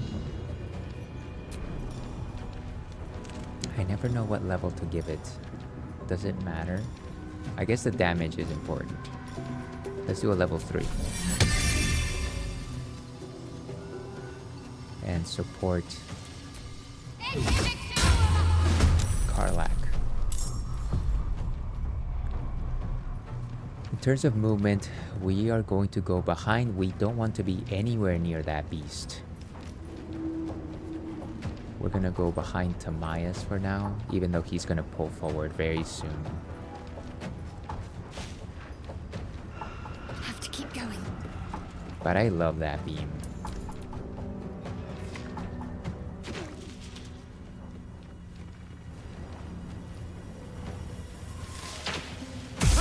Oh, come on. Guard against the darkness. Ooh. I fear neither shadow nor death. They jump through the cloud of daggers. What are you doing? Timaeus. So how do we break this sanctuary? Cannot harm because of sanctuary. What I could do... Your weapon attacks a deal of radiant damage. I could do fire breath. Sorry, not fire breath, but dragon breath. Absolute power. And we've already got aura of protection on. Branding smite. What is this? Aura of warding. Half the damage from spells. This is in place of the aura of protection, of course. What could we do? Protection from good and evil. So we got the aura. We can do Shield of Faith. Honestly, it might make the most sense to do a Dragon Breath here. I also... Do I still have Compelled Duel? That might be a good thing to do here. Or here's a thought. Do we have any fancy arrows? Scroll Scorching Ray. Glyph of Warding. Scroll of Ice Storm. Converting the ground and striking all objects and creatures within range. Look at that. We could potentially use that to continue dealing damage to that creature. But that takes an action. So what we're gonna do is Dragon Breath first, I think. We're gonna go right here, outside the range of the cloud daggers. I hope this is still outside the range. Okay? And we're gonna do Dragon Breath. Feel my wrath. They are safe from fire, I guess. We still have a minor. What can we do? Shield of Faith. Protect a creature from attacks and increase its armor class. Could I do that on myself, though? Does it require concentration? Yes, it does. So maybe not ideal right now. Divine Sense. What is this? Like fiends or undead? What is Karnisk? Let's examine for just a quick minute. So it's a monstrosity. And it's got Moon Shield, protected by the light of the Moonlantern. It is not affected by the darkness, affected entity, additional psychic damage. It is currently threatened. It has Sanctuary 1 turn remaining, so not too bad actually. Cloud of Daggers, of course, it is blinded, and then Reverberation. -1 penalty to everything. Also a dual wielder. So one more turn of Sanctuary. We should be okay in terms of just sticking around here, I think. Is there anything more I want to do before? No, I think we're set. I think that should be enough. Hello, Sailor Goddess Luna. Stop by to say hello. How's Baldur's Gate 3 going for you? It's going well. We just ambushed Karnis. It sounds like carne.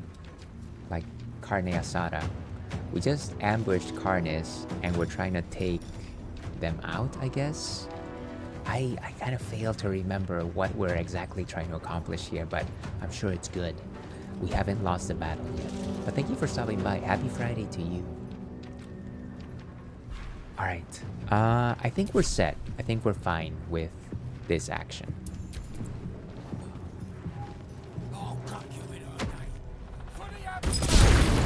Oh, what are you all doing in there? Up there. Reckless Warcry. Critical miss. Okay, nice. You will die. Ooh. The Absolute wills it so. Cloud of Daggers, another one? Yowza. Okay, so it's Spiritual Weapon's turn. You got this? I appreciate your belief in my abilities. Very kind of you. Harper Branthos. Harper Branthos has seen better days. Let's go against Kansif since they're almost out of the battle with a Maul Blow. Down they go. And that's one down. 1 point for Darth Maul. Let's get back into the battle as best as we can. Sharp by Laura. They got that Rage of the Wolf Heart in them. How dare you? Critical hit. No more Sanctuary. Shield Blow. What does Shield Blow do? Remind me. When struck by a melee attack, your attacker must succeed a dexterity saving throw or fall prone. Let's do it. They are prone. Look at that. That's what you get. Can we do like a nice sneak attack ranged? Ooh, it's a 64. You know, what if I try and go all the way down? I have two minor actions. So I might go down. I might bite it. What? Prone? Prone? What is this? Okay. Honestly, I just wanted to go down and bite it. That's what I really wanted to do. Let's try and dash. No jumping. Stop jumping. We're gonna move. No, I'm being too ambitious. Let's go ahead and do stealth at ranged. 64%. Let's go for it. Nice. We got 2 small actions remaining. Can we Misty Step actually?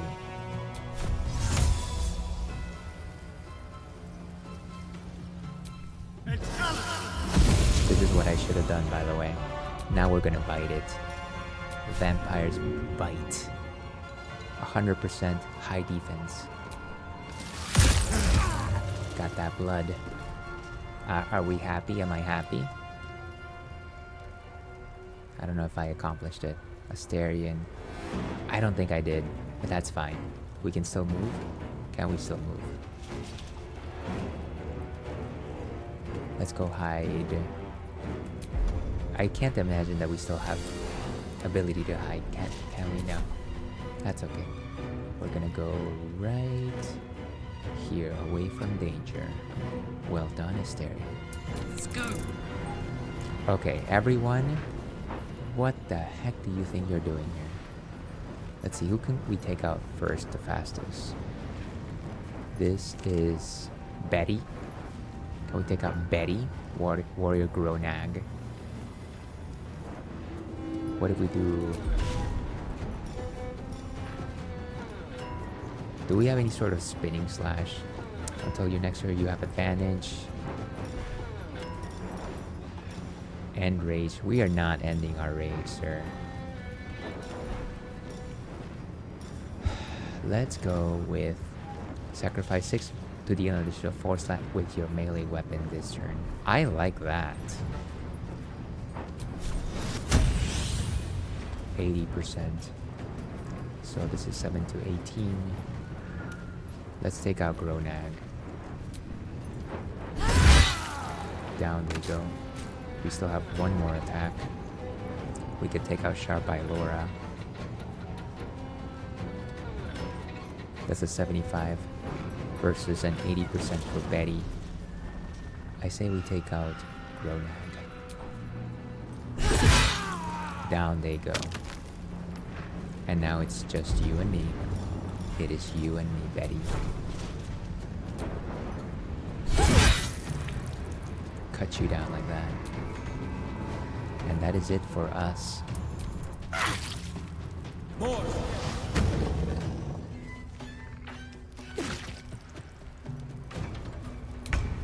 Shadowheart.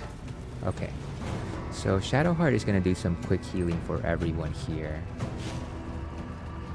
Can we... Do we have like a face step or like a... Misty Step? Yes. Let's go all the way back here. We still, I think we have the advantage given that Karlach is around, so we might be okay. Dark Maul is also there, so we should be fine. Okay, Karlach is gonna do some healing. Cure wounds, heal a creature you can touch. I don't really want to go near them necessarily. Let's see.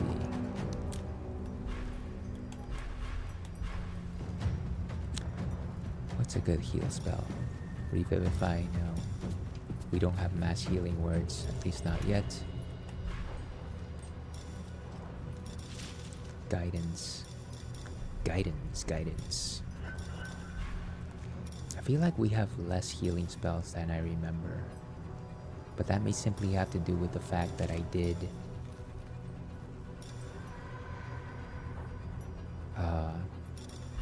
do some reworking of my skills a while ago.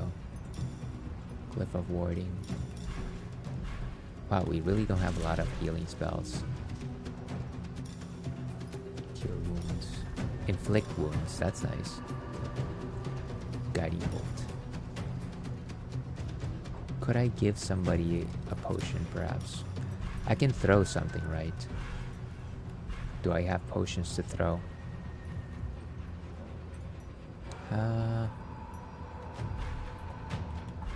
Let's go ahead and heal them with touch. We'll just go ahead and take the risk.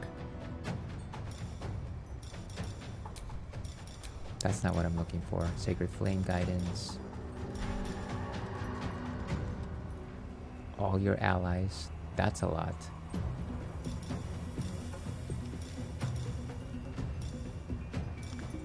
Where is... Okay.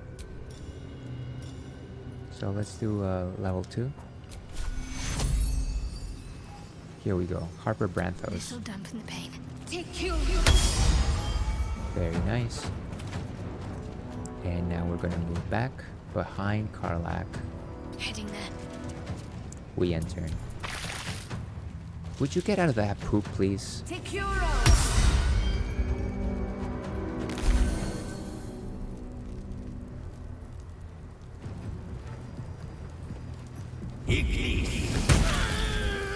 And Betty is down.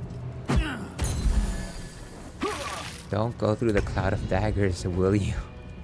Would you stop acting a fool? Okay, it's down. Let's go with a Divine Smite. 1 to 8, radiant damage to fiends and undead. Or we could do Absolute Power. What are we thinking? Absolute Power? It would be just like a sunny, golden blow of a hammer. I'm feeling this, considering that it's got so much HP. And this might be the only chance that we get here because it's still prone. It's still prone. And you don't get chances like that very often now, do you, Queen? Welcome, welcome. How are you doing, Queen? Happy Friday to you. Happy July. Here's hoping that you're having a most mellifluous of days. Thank you so much for stopping by. Before I forget, a quaint, but well-deserved shout-out to Queen Chanlin, fellow Twitch streamer. I always have an amazing time there. I feel like I tend to stop by on Saturday nights. Don't know if you're streaming tonight, but I certainly hope you are. Excellent community, plays all of the awesome games, and just an excellent personality. Certainly one of my favorite streamers. Please go and follow Queen Chanlin. And I believe last time I stopped by, you were still playing Symphony of the Night. So those of you like the Castlevanias, highly encourage you, give her a follow. Alright, so we're gonna do the Absolute Power. That's a 75% plus. Miss! Oh, what a build-up. What a build-up. Okay, we're fine. We're good. We're fine. 75%. I thought that was a sure shot. I thought that was good. I thought we had... You know, stranger things have happened. But thank you for also disagreeing with the outcome, Queen. Let's go with our Syrian Smite since it's still available to us. Let's go with a level 2.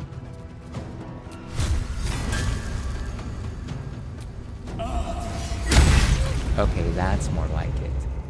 That is more like it. I hope you're having fun. Yeah, it's a good time. It seems like I might actually be able to pull off this battle, considering that I didn't know what I needed to prepare for. And we are going to stay basically right here. I don't think we really need to change our direction too much. Stop going into the cloud of daggers. Why do you keep doing that? Spiritual weapon, do your thing.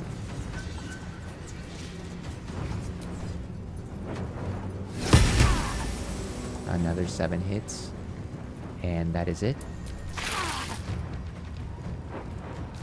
Where's it going? Look at that, 3 dodges in a row. Sanctuary again. That is cumbersome. Okay, Asterion, get up the ladder and use one of your fun arrows. We're gonna get arrowed. I think the poison arrows work well here. The arrows of acid. We cannot harm it, but we can be very close to it. Look at that. Critical miss.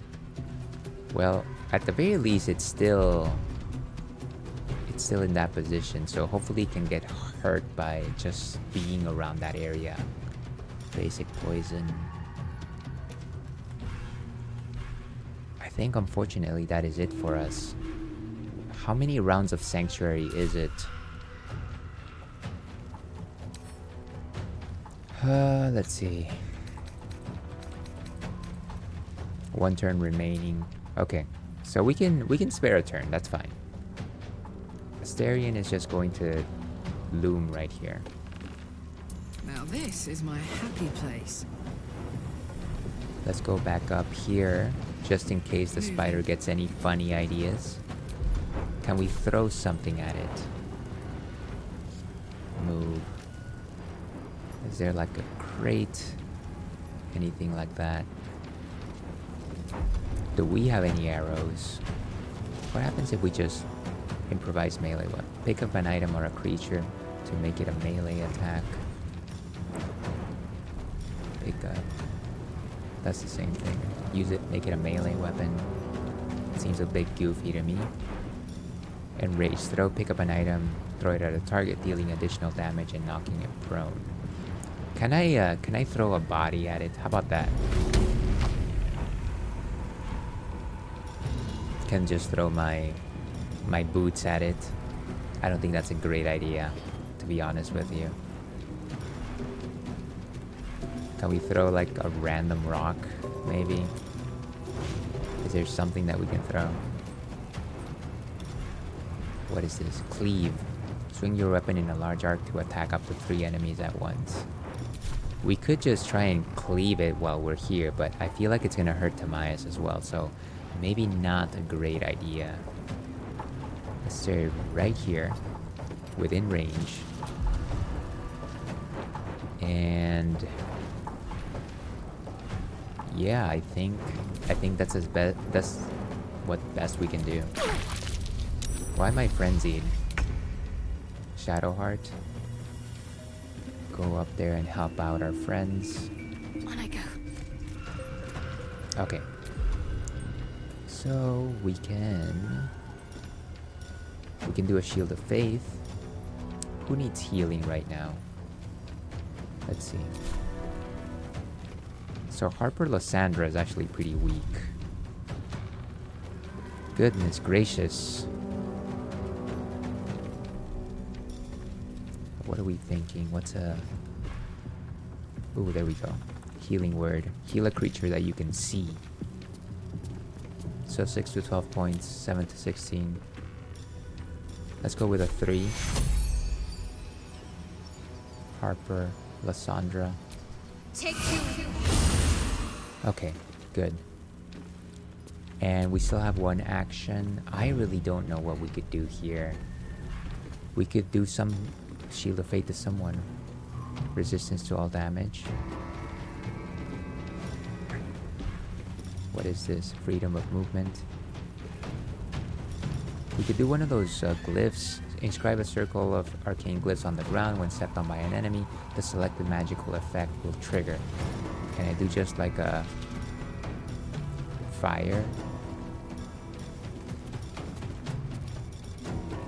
Let's do a fire. And let's do a 3. And we put 1 behind it. Right behind it. Wow. Okay, that also hurt my friends. So that was very smart of me. Very smart. With friends like these, who needs allies?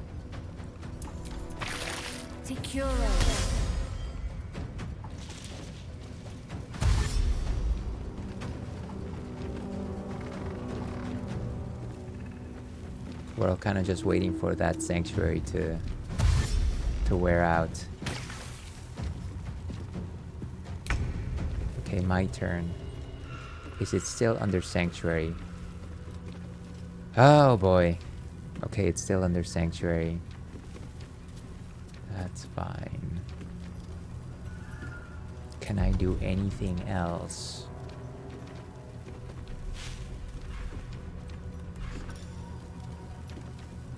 Doesn't seem like it. Moonbeam. Oh, that seems pretty cool, but we're not doing that right now. Branding Smite. Do I need some healing myself? I could heal myself. Heal yourself and increase your hit points by a maximum of 10. That could be good. Do we want to go ahead and use this? All it costs is an action. It might be a good idea. Let's do it. Ooh, beautiful. And that is all we're doing. Spiritual weapon. Sadly, there's very little you can do here. Go over there and get out of the cloud of daggers. That is it. No more sanctuary. Look at all those attacks of opportunities that they're getting. Okay, Asterion. Now is your chance. 35%. It's got a high defense, sadly. Can we do a ranged? Yes, we can, but it's only 35% though. I honestly don't want to risk going down there and fighting it. We could do another arrow. Shatters and deals undisturbed 2 to 8 cold damage to all caught in the frosty explosion. I don't know that I need to do that.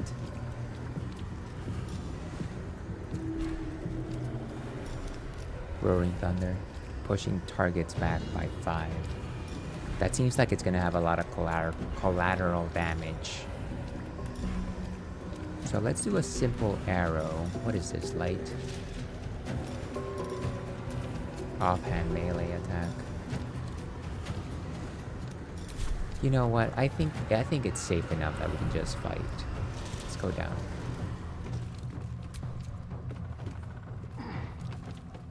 Get over here, Asterion. It's only got 20 points of hit points. What's the worst that can happen? Dash. Over here. Sorry for the acid. Oh gosh, we got ad breaks. Let's do one last attack before we move on. So can we do a sneak attack melee? 60%, look at that.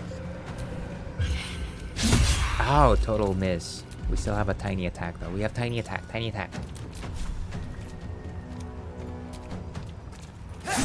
Ooh, nice. And we end turn. Put him up.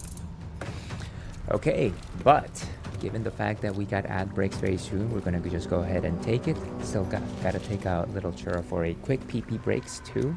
So we will be back in about 4 minutes or so with more Baldur's Gate 3. Stay tuned.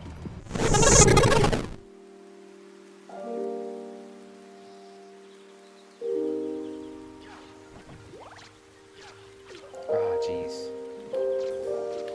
Okay, seriously? What? They can't even reach me? What is happening with... Why is me... Oh, I have a backdash, remember that.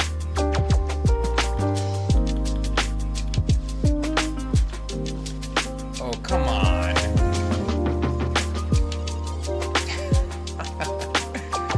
Okay, one of them went down. That's good.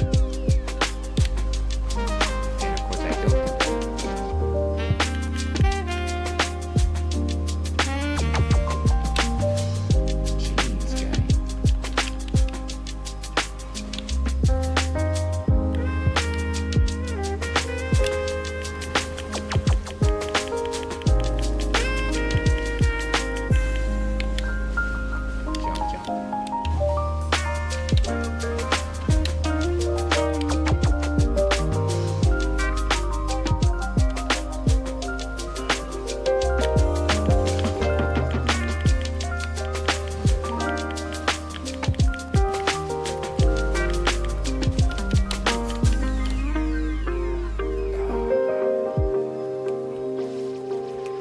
Everything just shoves me. It's absurd.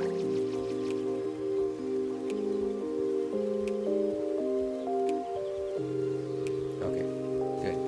Keep going down. Keep going down. Don't even worry about it. Just keep going down.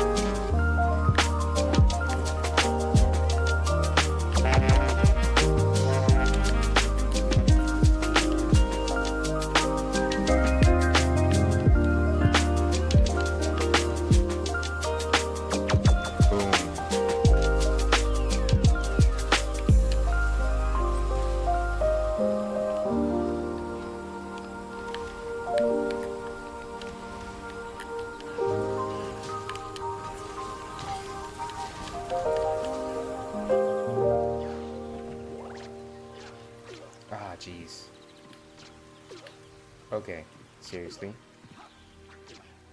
What? They can't even reach me? What is happening with... Why is me?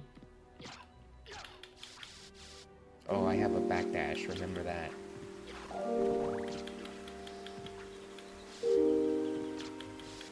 Oh, come on!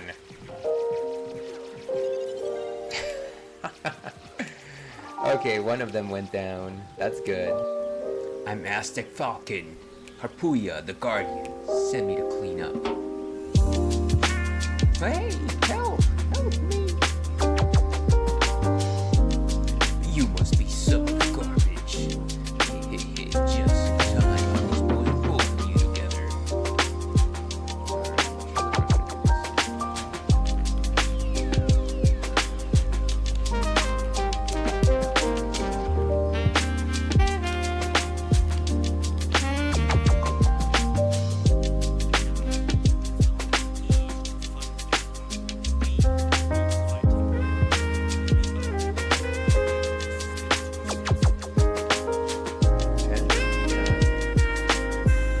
Boy, the game really wants me to not say a word.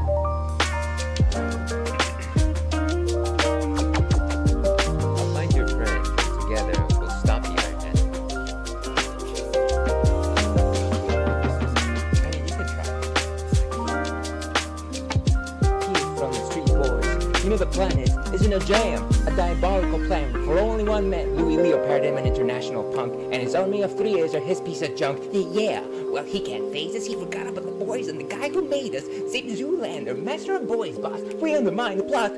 We're the sports boys, and we like making noise. Commander Jock has intelligent droids, and I'm a cook, and I can take the heat. But don't forget, you are what you eat. Call me Watson. Let me shovel and say, I'm off to the dock, and I say today, and the nerd is my name, and my brain is my game. I'm Gen 6. Any problem I can fix my name pages. The better pages.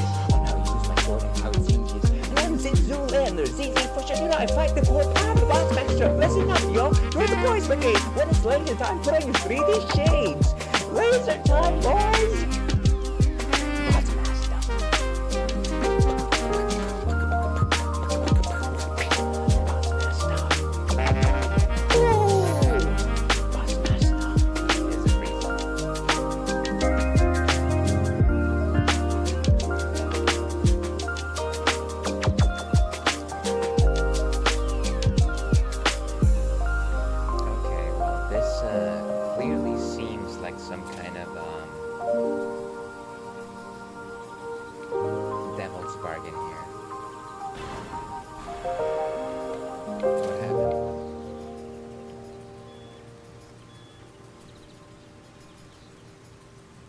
What?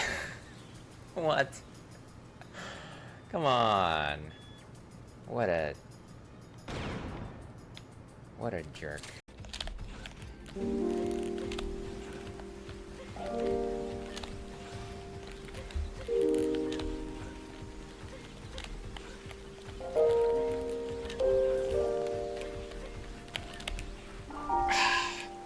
And I completely cheesed him when he was in the middle of the screen. Sorry. Ooh, clear.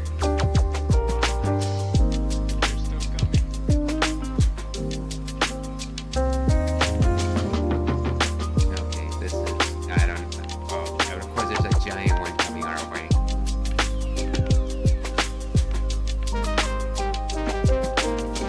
We're so far away from the level up right now.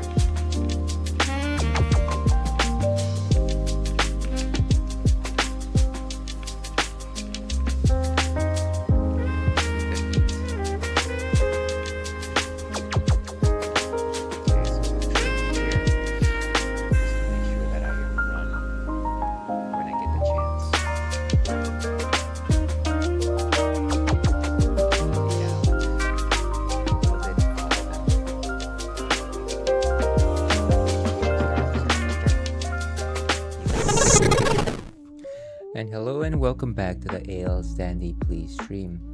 I'm your host, Ale Standy, also known as Ales, gentleman streamer, the Wolf of Brussels, Mere Man, or Munich Myth, and we are playing Baldur's Gate 3. But before we go back into the action. Let's go ahead and talk about what's on tap next. I was honestly thinking about drinking something that's a little heavier. I tend to finish streams with like a slightly heavier drink, but it's hot. I like my heavy drinks. I like them like love, but it's just hot, and because of that, I need to find something a little more refreshing, a little more pale colored, a little more, just effervescent and thirst quenching. And I found such a thing. This one is from our friends at Almanac Brewing in Oakland. This is their German-style Hefeweizen, known as Hugs. And there it is, Hugs. And he who shall not be named is giving us a lot of booty right there, if you can see that. So Hugs right there from Almanac Brewing. It's got like this nice, I want to say that yellow is kind of like a tan, and then you've got like a few like pieces of mosaic at the bottom. It's just nice and simple and clean, as I like to say. Let's go ahead and go to the ales cam so you can appreciate that just a bit more. And there it is. So that is Hugs by Almanac Brewing.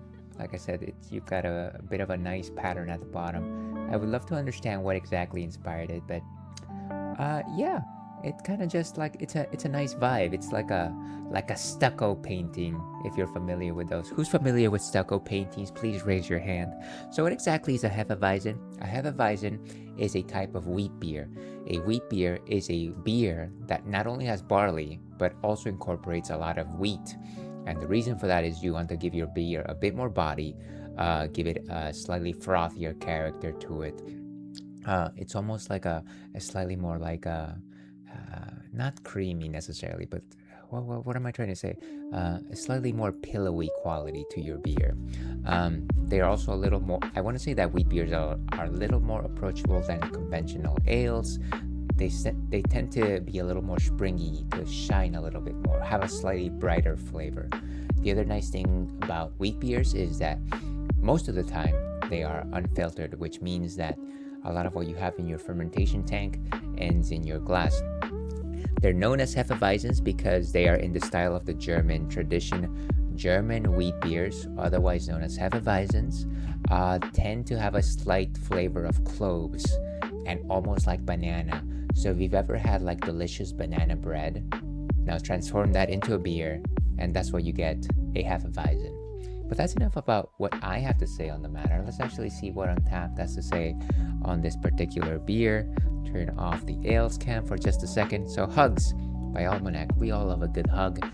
Indulge in the crisp refreshment of this German-style brew, crafted with love and affection. Its warm golden hue will delight you, and hints of banana and clove culminate in a smooth, satisfying finish. Savor the taste of the German tradition with every sip of this liquid smile. Prost to pure enjoyment. And of course, Prost means cheers in German. Let's actually see if we can find some fun pictures. What's good? What's good today? Oh, look at this little guy over here. Look at that little guy. Little guy or gal? Let's see. Any other fun picture? Somebody's watching their phone. It looks like they are watching the baseballs. People enjoy the baseballs. Oh, actually, we found their picture right here. This is a picture of the can, of course. This person also happens to be rather hirsute. But look at those Crocs. I don't own Crocs, but if I had them, they would definitely be this shade of pink. That is lovely. Not a Crocs wearer myself. If people enjoy them, that's okay.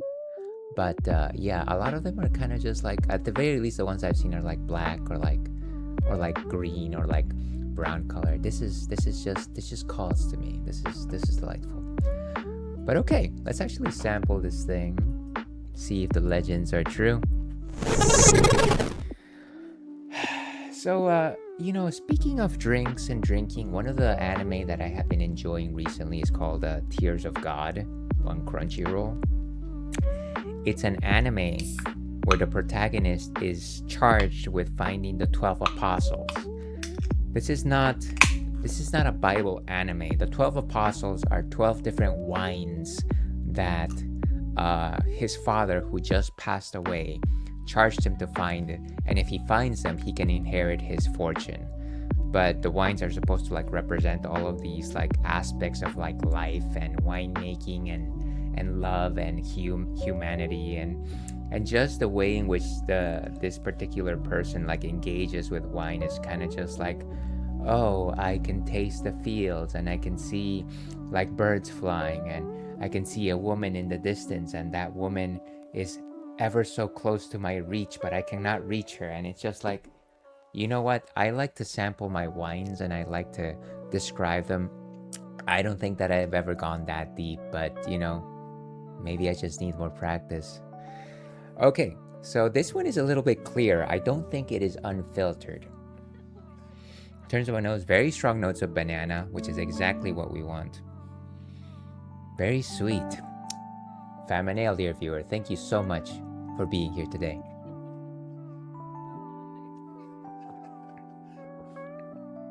Nice and sweet. Once again, you get that nice flavor of banana bread in your mouth. It's very, very toothsome, very sweet, very light in terms of hops. No particular notes when it comes to bitterness.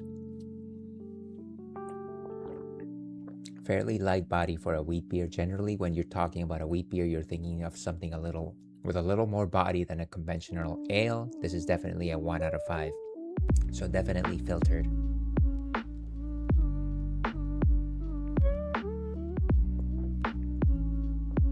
And I want to say right on style. I'm surprised. Generally, when I think of a brewery, an American brewery, and they're doing a wheat beer, they generally go with the Belgian style, and those are a little more citrus based.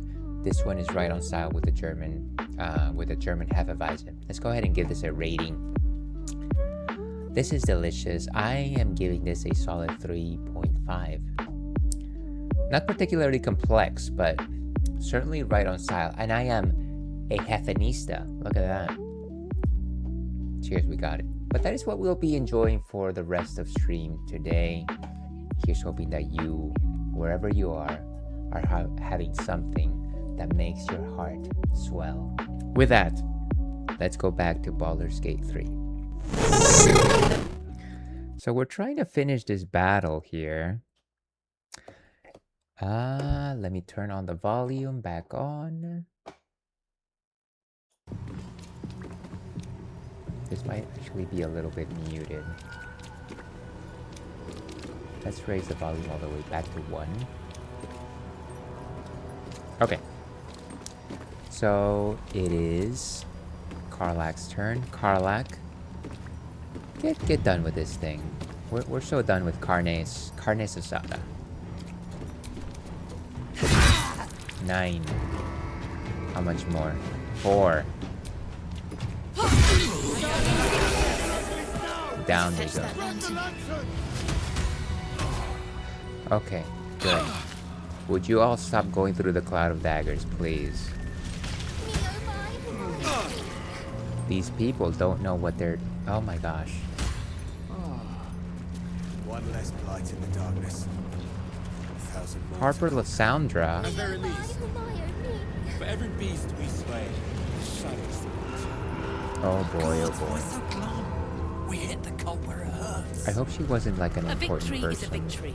Our heads are intact, and that's worth celebrating.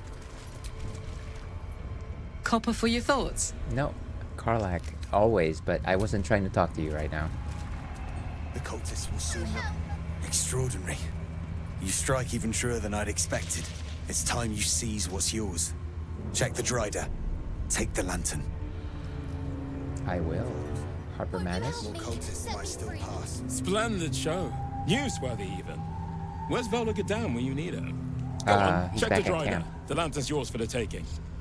Well, thank you for that. Harper Skywin. Victory is ours. Alas, not without consequence. Examine the corpse. The lantern is yours to take. How about you, Harper Ellendale? Not the cleanest of victories, but a victory just the same. Hold your nose and check that corpse. The lantern should still be on it. Okay, so we got the lantern. Why can't we revive Harper Lysandra? Can I just try to revive her? Won't you help me? Set me free. Let's see. I think Shadowheart has the revivify spell, right? Always shut. 1,000 more to conquer. At the very least, for every beast we slay, the shadows fall. Where is that spell? God, why so glum? We hit the cult where it hurts. A victory is a victory. Won't you help Our heads me? are intact, Set me free. and that's worth celebrating. Preserve life. Where's her revivify spell? Okay, revive a companion. Won't you help me? The cultists Set will me soon know free. the drider's fallen, if they don't already. Target must be a playable character. That's the way. So I guess not. Okay. I've got a Well, I long- tried. I really tried keeping everybody alive. So we got a cruel sting, which is it is a longsword, versatile. A drow elf wielding this weapon deals an additional 1 to 4 poison damage against restrained targets. Stay on your toes. And the lance. Then we'll gut them like the rest. We shouldn't hang about. To hear us lost And so it'll give us Moonshield aura. Nice. Lantern gives off a chilly glow, protecting all in its vicinity from the surrounding shadows. Beautiful. Incredible magic. I can feel the light lifting the shadows, even those within me. Be safe and be brave. We expect no less. I appreciate it. You notice a tiny pixie trapped within. These fey creatures are infamous for their trickery. Sometimes playful, sometimes malicious. Oh, please. Oh, golly me, oh, my. You must release me or I'll die. Oh no. This lantern only lights the way when I am hurting night and day. So, is this gonna be the sort of thing that if I do not, if I'm a good person, I should release them, and then we lose the lantern? Let's try and talk to them. Who are you? My name is Dolly Thrice. Now won't you free me from this vice? I like the rhyming. Well, let's ask the pixie.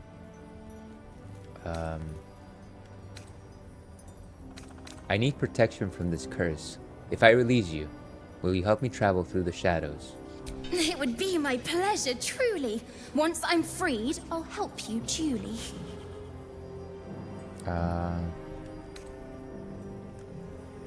Should I believe the pixie? I mean, we did just save it, but I get the feeling that there is a chance that they might just leave, and that's the end of that. There's no world in which I wouldn't try and free it. Let's ask one last thing about the device. No, it would be a little heartless to continue asking about the base. Or maybe actually let's ask. What's this mechanism at the base of the lantern? I dare not name it, newfound friend. The faintest touch could spell my end. So basically, turn off the mechanism? What happens if we do that? Let's turn it. Son of a... No! Stop, please! Oh, that's not a good idea.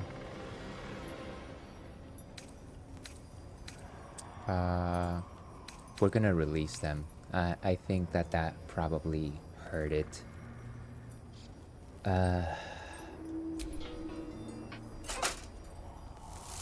Finally! Been trapped in that coffin with no one but a mad rider and my own farts for company. Did me a good turn there, didn't you? What do I owe you?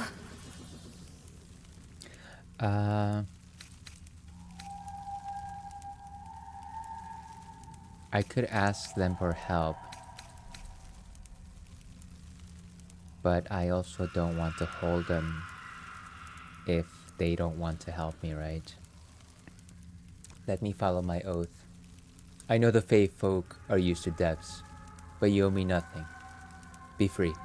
Butter wouldn't melt. Well, look. I won't have you tracking me down in the Fae looking for tuppence. Let's finish this, fair and square. Here. Give this bell a shake. Speak the magic words, and you'll get what you've earned. Protection from the shadow curse. What more could a dingus want? I'm a dingus? You're welcome. Filigree. Curious little thing. Feywild. We do get to see some interesting things. Almost makes the mortal peril worth it. So we did get what we wanted, huh? Okay, let's Spasm grips your chest. Your strength falters. An emptiness grows within you, Paladin. Something has been lost.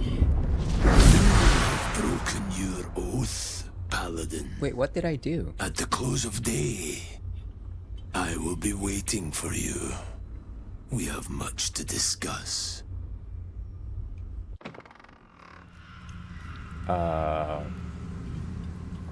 Why did I break my oath? I don't quite understand.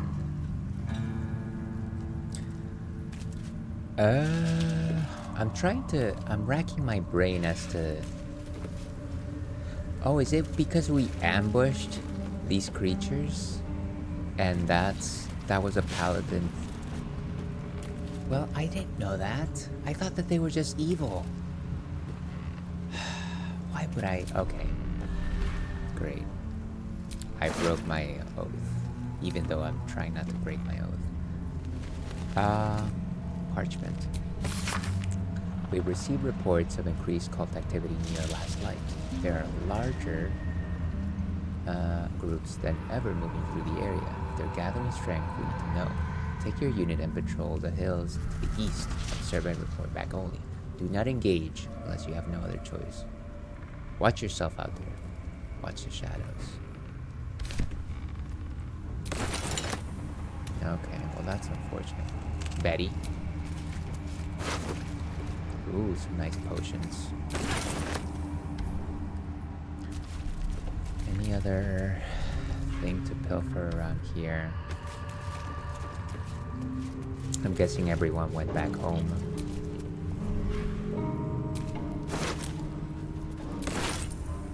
Seems like we got a nice set of gloves. How did I mean, I feel like the game should have told me that that's what I was doing, right? It seems like we had a plan. These creatures seem just like vile. I don't get it. I thought I was at the very least within the gray area. What are those gloves?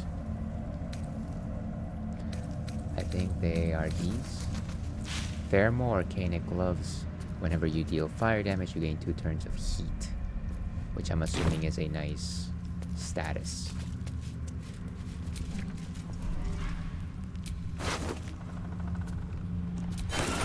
Sharp Aurora.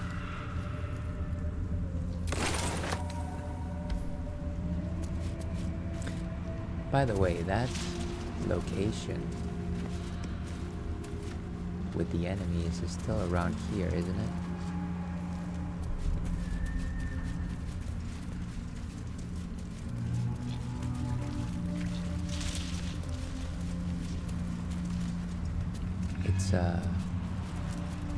It's in that direction, maybe.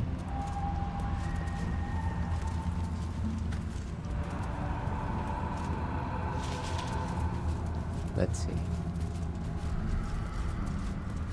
Let's go back the way we came. Don't want to just randomly trigger a fight. Did the Harpers all go back upstairs? No, I guess not. Let me give some of these items. Oh, one other no, wait, same exact people. Nobody touch acid, please. Anything here? The black oleander.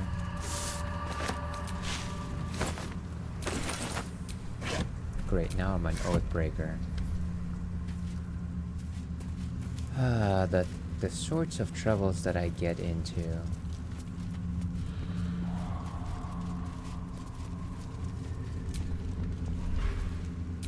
And this is the person that got that was killed by the spider monster before we even engaged, I believe. Oh, I'm encumbered. We should probably go back to camp before we do anything, because of all this stuff that I have on me. It might also just be useful to get our rests in. We should probably get our rests in. Where's that bell that pixie gave us? The funny thing is that it came right after we freed the pixie. Like, I was feeling great about liberating the pixie, and then all of a sudden.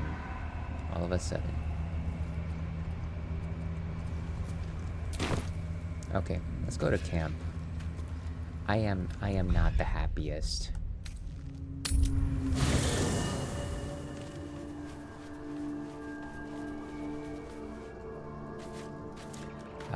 Let's go ahead and sell some things to Volo, wherever he might be.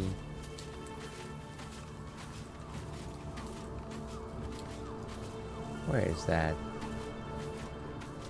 Where's that fella?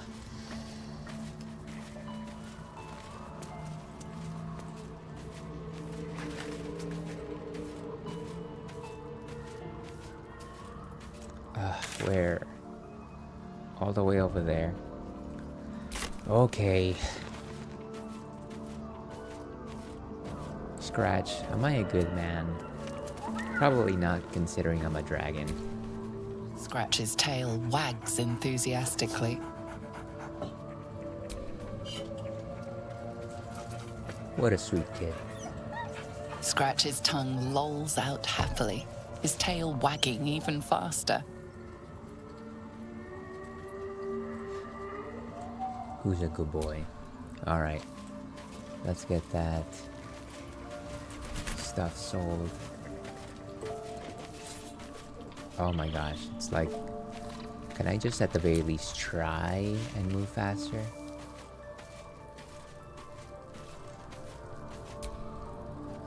Ah, my good... Quite the cozy setup you have here. Okay, trade. I'll just make myself comfortable. Thank you so much. You're welcome. Let's sort by value. Okay, so all of this stuff, can I actually just group? Probably not. Bones. Candles. Rotten banana. Not that. All the different types of rags.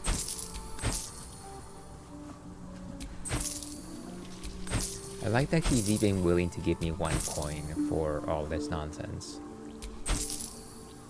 Keep the shovel.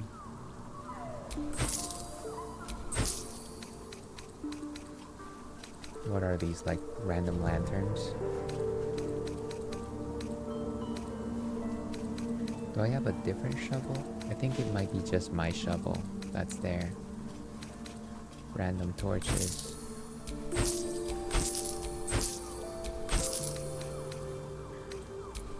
More of that rotten tomato.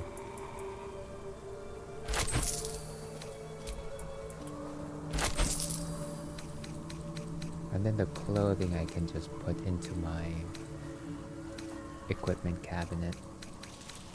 Let's go ahead and sell these gems as well.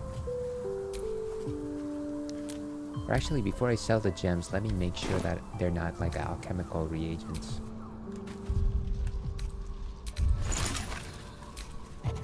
Can I create any extracts? Okay, very cool. Ah, my good fellow. Quite the cozy setup you have here. I'll just make myself comfortable. Thank you so much. Let's go ahead and trade. No, wait, not trade. Yes, trade, but not, you know, not that type of trading. More eggs. Okay, so some spells. Random hat. But yeah, sell the agate. How much is that? Sell the bloodstone. And sell the onyx.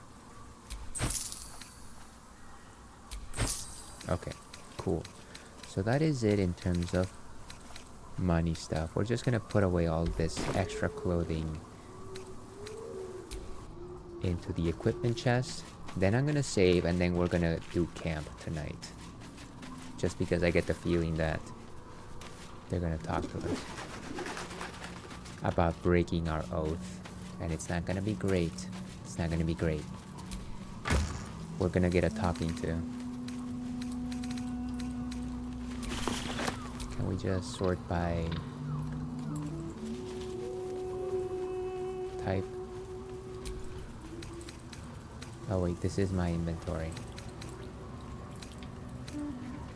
So don't need hat.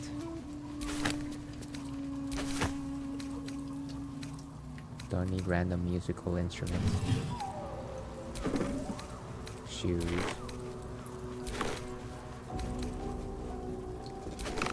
So this broken Moonlantern, I wonder if it needed a pixie.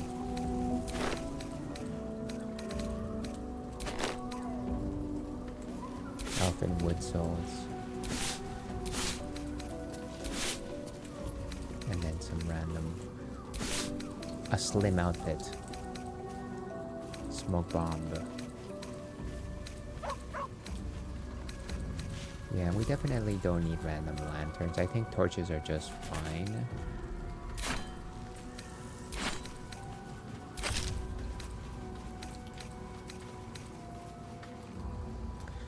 Okay. I think this is fine.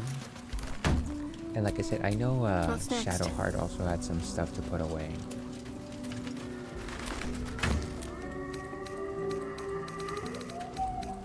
Just like random weapons.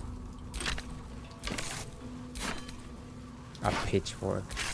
I'm sure we'll make use of that at some point.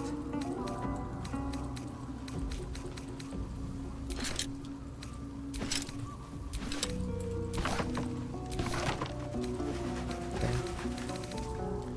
Good enough. Did anybody else have junk they wanted to get rid of?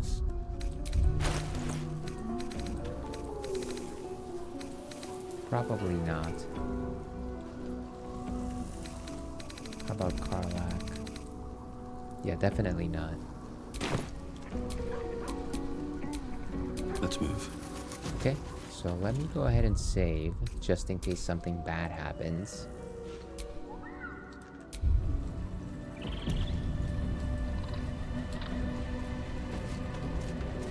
Okay, let's make camp for tonight.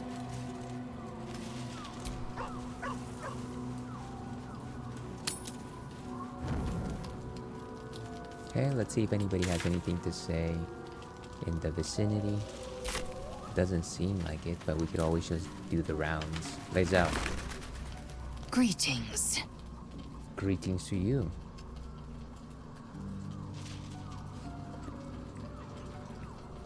Hey, I'm not interested in the tadpole's power because I'm trying to be like a good guy. And yet, I managed to break my oath. I was hoping you'd come to chat. What do you need? We've exhausted all of this. All of these dialogue options. Copper for your thoughts?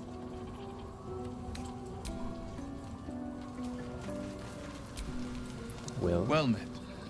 Will met.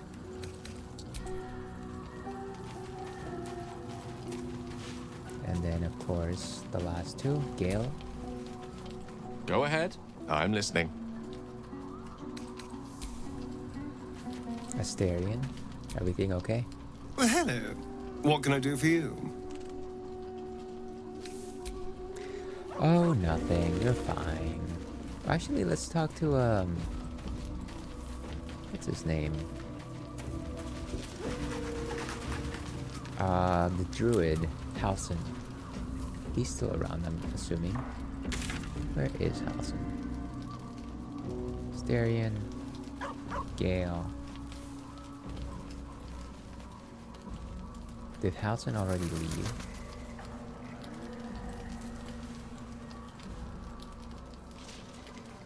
Huh. I'm surprised that he's not... Maybe they disappear at night. Let's take a quick look.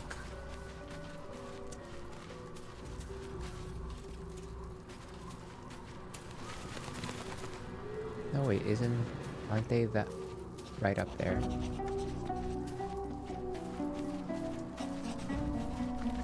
Let's do it. Go all the way around.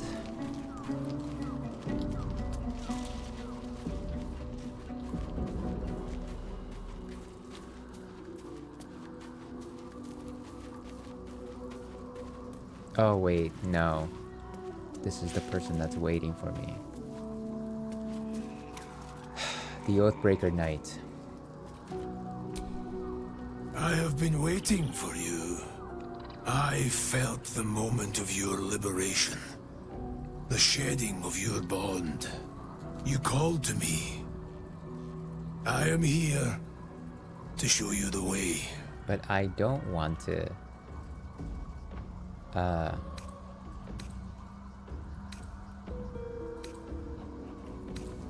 Let's see. Let's inquire. The way to what? A journey with no end, trodden only by the desperate and the damned. Am I desperate and It damned? is a path I have walked since the moment I fell. Now, you will walk it too, Oathbreaker.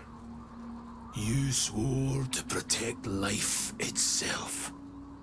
To serve the natural order, to protect those who value life, and vanquish those who would destroy it.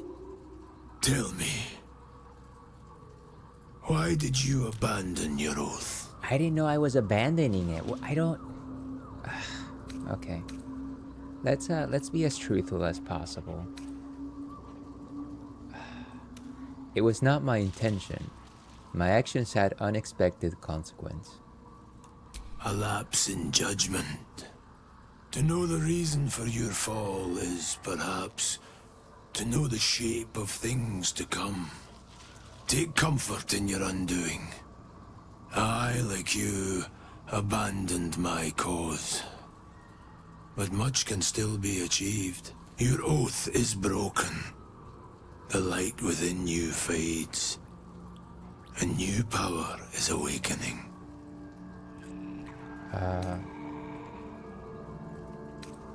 Should we continue asking questions? I don't want to be an Oathbreaker.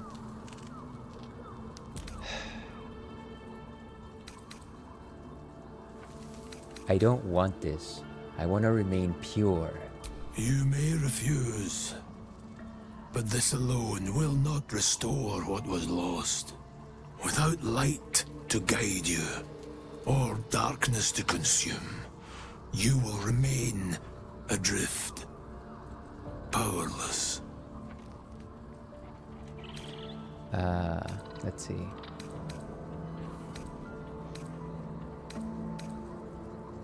I will not be tainted. I will find a way to reclaim my oath. Until that day, I will be here, and my offer will remain. Okay, so he didn't force us into becoming an Oathbreaker, but now I don't even know if I have, like, my abilities. Like, do I? Do I actually still have my abilities? Still have Oath of the Ancients.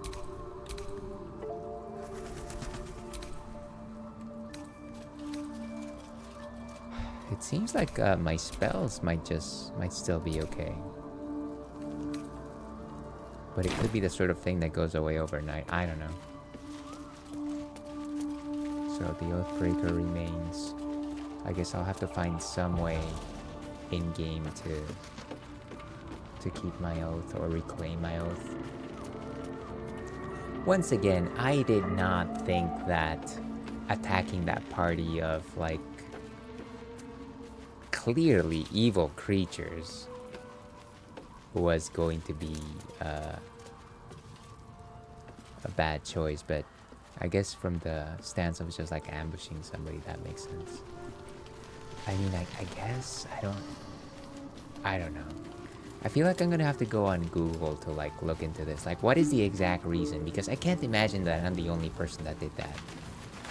Okay, let's go to sleep. I've got a lot to think about. Let's use. Can I just use a piece of them? 7 camp supplies. What is this? If I could just get something that gives you exactly. So, there's 14, 21, 28, 35. Now we just need something that gives you 5. What about this chicken? 5? 5? 5? Where's the rest of my stuff? Here, pork loin will give you 5. Or a baguette. Let's go.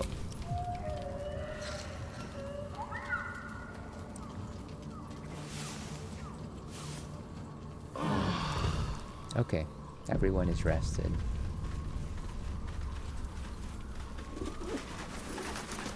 And autosave successful. Let's see if anything changed with my character sheet now. Still says Oath of the Ancients, so... Proficiencies. Where's my spell book? Seems like they all look intact. I guess we'll see what happens in battle. Or in story. Where's Halson? Did Halson just disappeared? Timaeus.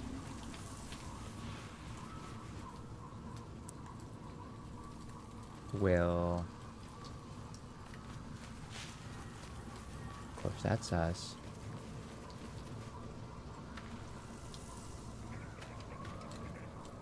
I wonder if he went to the inn to like meet Jaheira. Let's get out of here, folks. Actually, before we do that, let's see if Volo has any new stock. Ah, he never has any new stock. Never mind. Let's go to...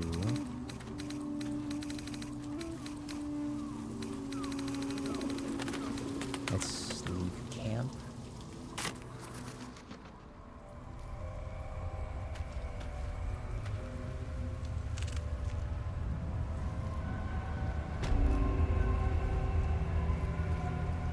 Okay, so we're still in the ruined battlefield. In order to get to... what's it called? The last light inn, we can just teleport. And that would be fine. Oh, see, this is where we would get that ambush. Let's go to last light inn.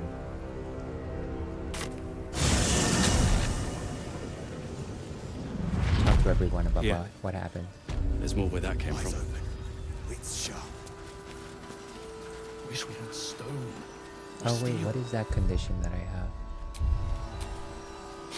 Oath I wish we had a broken. bloody army. All's well that ends. Can I analyze myself? Blessing of Saloon. Can I inspect myself?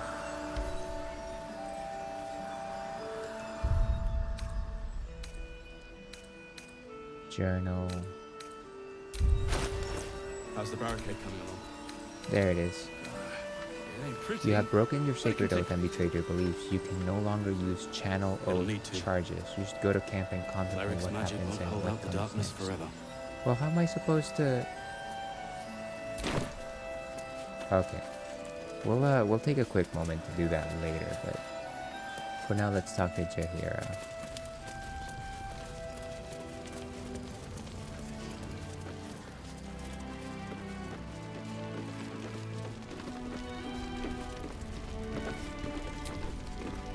The shadows haven't consumed you. Good. I wanted to ask you about something. Then speak. Sure. How did the Harpers first learn of the Absolute? The same way hoppers learn of anything. Poking noses where they don't belong. We sent an agent to infiltrate this cult. The latest fad among the city's bored nobility, I thought. Until that same agent returned and tried to plant a knife in my neck. My first encounter with a true soul. I think we've already heard this. I'm glad ours ended on friendlier terms. From there, I made some inquiries of my own. Saw firsthand how easily the cult could turn friend to foe with but the twist of a tadpole. And so I gathered my harpers and came to the source. Moonrise Towers. Okay. Take a moment, Bran. Savor a victory over the Droider. I'll celebrate when Ketherick's dead. Not before.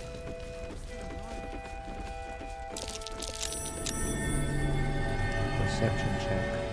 What's going on?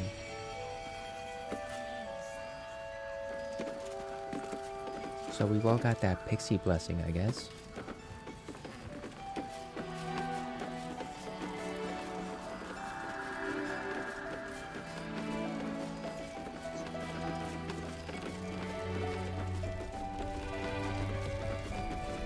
Oh, it's that cat again.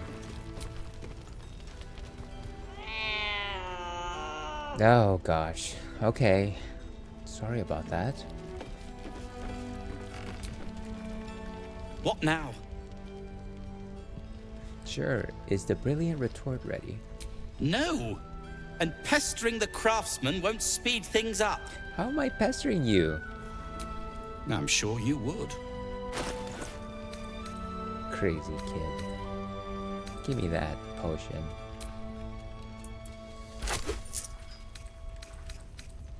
What is this? A book of Barkis's log. What is this? Gloves of the automaton. Blended with statues. Blah blah blah. Acrobatic shoes. Don't think I need those. You're welcome to have all of these robes. I don't know what they're used for.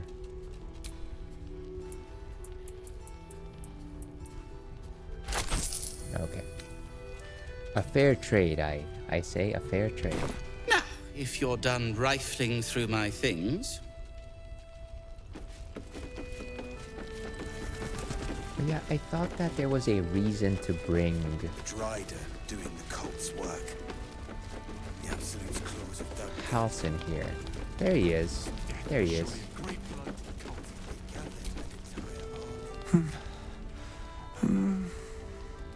Daniel and me are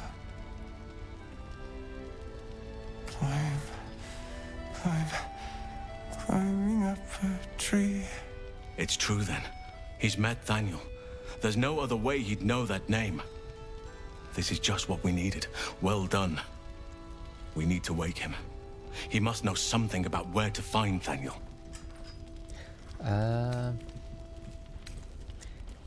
Any ideas? If he was able to escape the Shadowfell, then it mustn't have managed to consume his spirit. Well, not all of it anyway. We need to unlock whatever's left of him, inside his head. There must be something to trigger him. A word, a memory, an item. We just need to find it. Okay. Sounds like we could be looking for almost anything to wake him. I'm afraid so, yes. Check his person. There might be something on him to help us get started. Is there another way to lift the curse? There must be another way to lift the curse. Without Daniel, no. And I don't know how I can find him without speaking to this man. I'll see what I can do. I don't deserve you, my friend. Yes, you do. Yes, you do.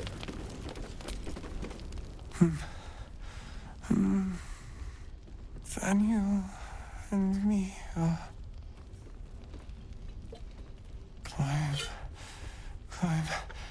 climbing up a tree. He keeps saying Daniel's name. He must know more. We need to rouse him. So, and can we actually examine him through some other means?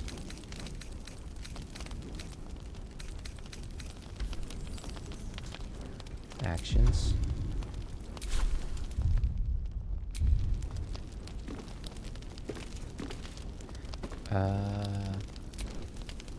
Okay, no, we don't. He keeps saying Daniel's name. Without Daniel, no. Yes, I know. And I don't know how I can find him. Examine. So they're catatonic.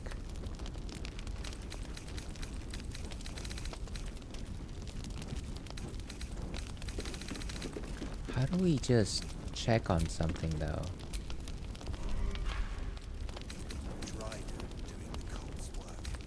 Warn letter.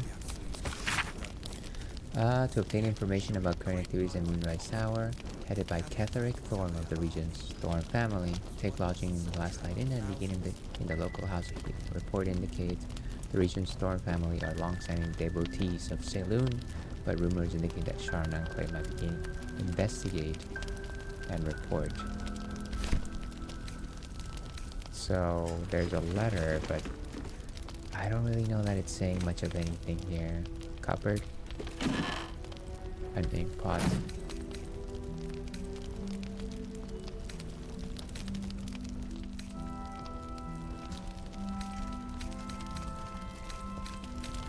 This might be the sort of thing that I just need to Google, honestly. Actions.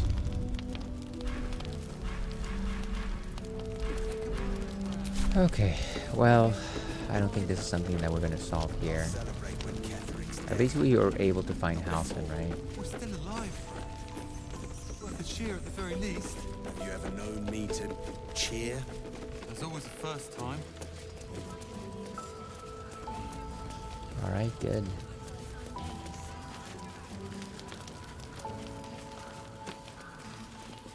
What about these people out front?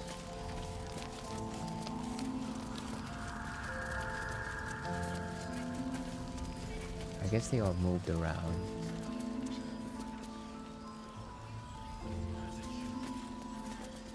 Well, now that we have that little bell, we could theoretically see any movement out there? Go into that house that was cursed. Too dark to tell. That might be good. I bet they're close. Maybe that's what we do. Watching us. But I also don't want to go into a fight without reclaiming my oath. Let's see. Let's do a quick Google search here. How to reclaim my oath? Let's see. BG3. How to reclaim oath. So, how to reclaim your broken oath in Baldur's Gate. Yeah. There's more where that came from. How to break, how to get your, how to restore your oath. Okay. To restore your oath if you're feeling faithful again, or if you're growing tired of being morally ambiguous. Speak to the Oathbreaker Knight. The cost of your is a hefty. What? Money? It's money? Oh, good lord. 1,000? Fine. Fine, we'll have it your way. This is... It's like, oh hey, by the way. The way in which you restore your religion, I guess, is just pay somebody $1,000. That's how you do it. You are between worlds, Paladin. Have you made a choice? Yes, I don't want to. I wish to take up my oath again. It is possible. First, you must pay the agreed price. Material sacrifice is required to prove your words have substance. Whatever. I don't. Do you wish to pay? What if I say I can't afford it?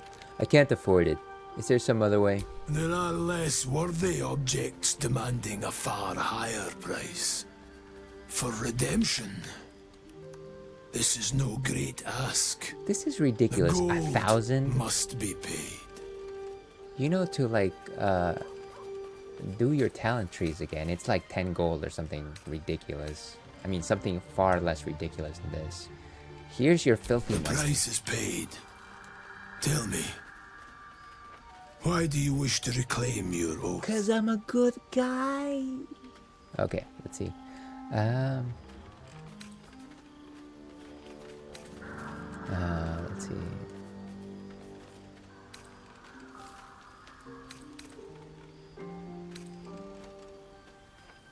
Only in wielding the powers I lost can I achieve my aims. It is my destiny, my right. A higher purpose, a greater calling. Kneel, Oathbreaker. You swear to defend life itself, to protect all that is good and natural, and to repel wickedness wherever it threatens. I am so flustered by this. 1,000. The oath of the ancients is once more yours to fulfill. Next time I'm doing this, I'm just resetting the game. This is ridiculous. Okay. Oath restored. Everyone, I am divine again because I paid the money. Good lord. Alright. You know what? Let that be a lesson to you all out there. If you ever lose your way, if you have money, it's okay. You can just pay the fine and you're fine. I guess that's kind of true, but you gotta pay to be holy. Exactly. Holy moly! But 1,000? Seriously? I'm just like, I have egg on my face. Okay. Well, at the very least, we have access to our channel oath ability now, so I feel a little more confident about going to that place. Let's get out of here and hope that I can forget this. And the best way to forget things is, of course, a cheers.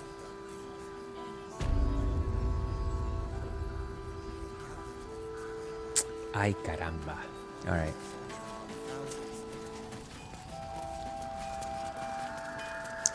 So the haunted house, I think, was on the west end. No, it was like right here. Yeah, this is like that haunted location or whatever.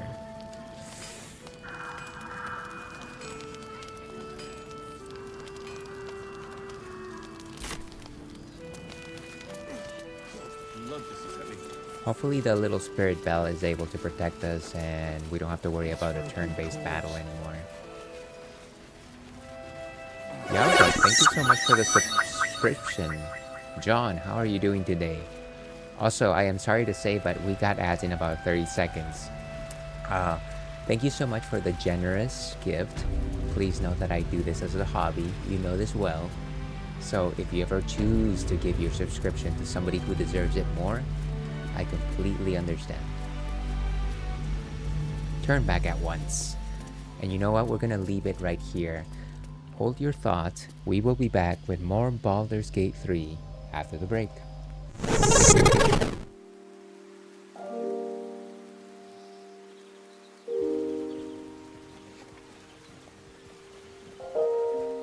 Ooh. Oh, super special treasure chest.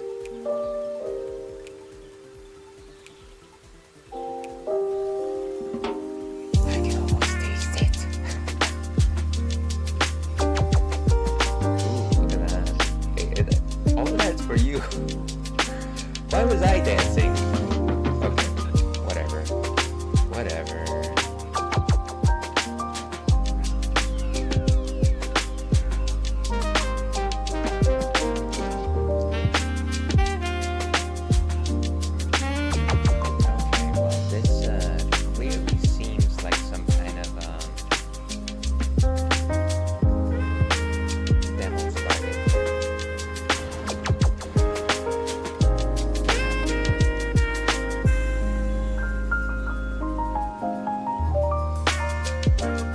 What?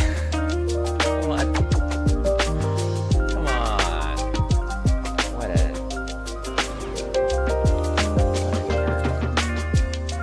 That is one spicy meatball. I think this is a way better spot anyways.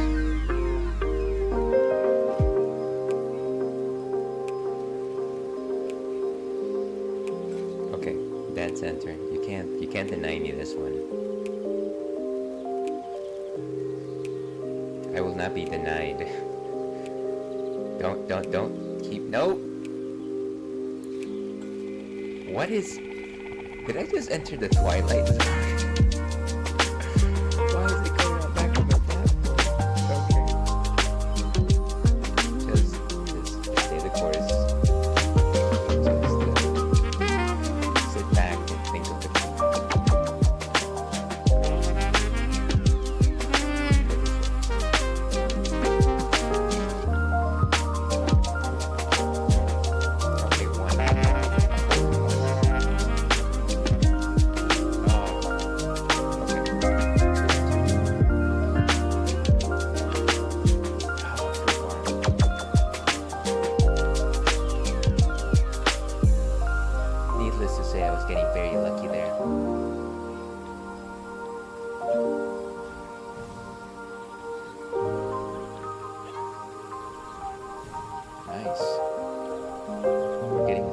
expected.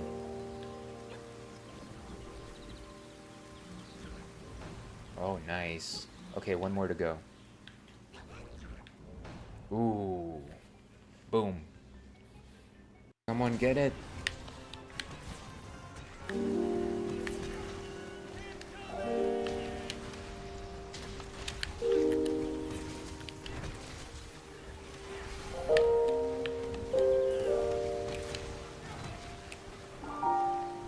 Boom.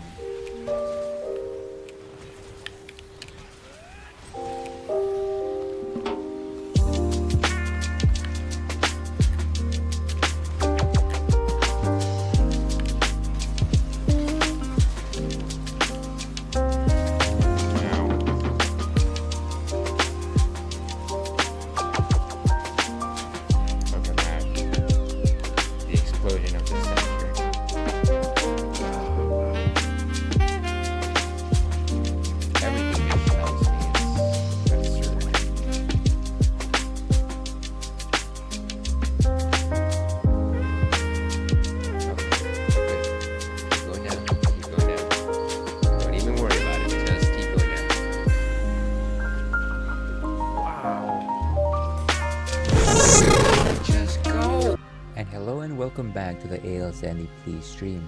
I'm your host, Ale Sandy, also known as Ale's gentleman streamer, the world's least interesting man, a dandy on stream, and we are playing Baldur's Gate 3.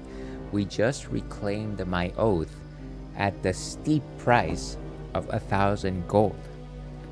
So now we're back to being a paladin, I guess, and now we're gonna visit the haunted house. So let's do that. Let me say before we start,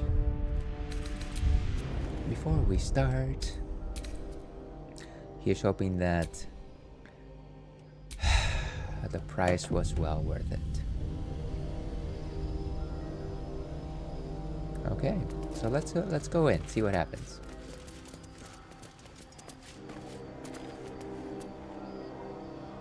And look at that, we do not enter turn-based mode anymore. Let's go ahead and light up some candles. Ooh, what is this, a skeleton? Why am I lying down with a skeleton? We haven't even met them yet.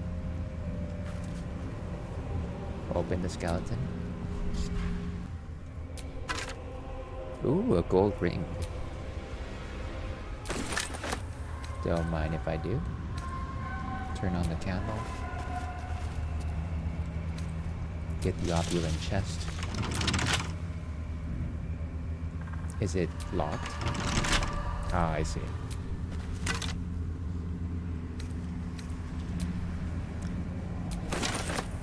It seems like this was like some kind of wealthy couple, maybe. Before we have Asterion open the locked chest, or attempt to, let's try and see if we find a key around here. Does anybody see any keys? Padded armchair, candle. Did we already light that one up? Not this one, right? I can barely see through the house. Okay. We are burning, apparently. How about this one? Take that silver glass. The Lion, the Witch, and the Wardrobe. Hymns for the Gone. Book for Prayers to Kelambor, Judge of the Dead. Someone has annotated it with the following. These are little saccharine in places, but one or two have genuine merit as something more than religious doggerel. Something that actually evokes the complicated feelings of loss and hope for the departed. Their well-being, their eternal preservation of some paradise. Okay. That's good. Oh, can we take that picture? It's probably worth something. Double doors. We'll take that. We'll open that chest at some point. Turn on the candelabra. Oh, it doesn't stay on, huh? That's the problem. Roots. And I guess the roots go down. Another bed.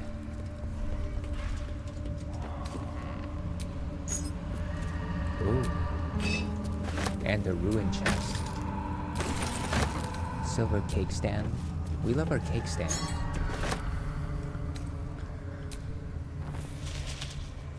It immediately gets snuffed out.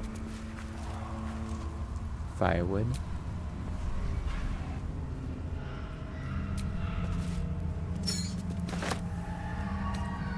Can we light this up?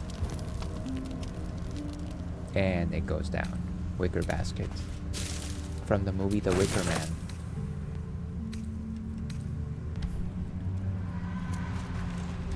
So it seems like everything in here cannot tolerate light. Let's go down.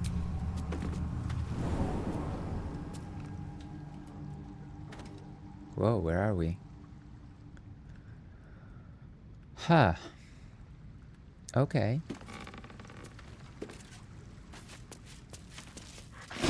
Oh, what just Those happened? claws are sharp as hell.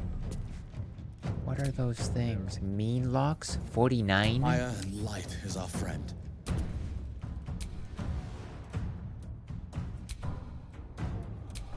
What is going on? Why are you... Stop that. I'm literally trying to just see what these things are.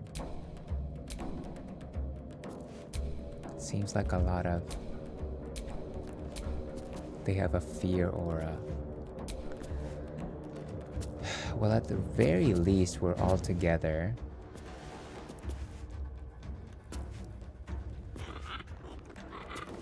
We'll just have to go up front. Let's make a place. Make it so that they can't get past us. Tactical. Do we want to try and fight? Oh, it seems like we can't go through there, right? Not enough movement. Like, it's basically...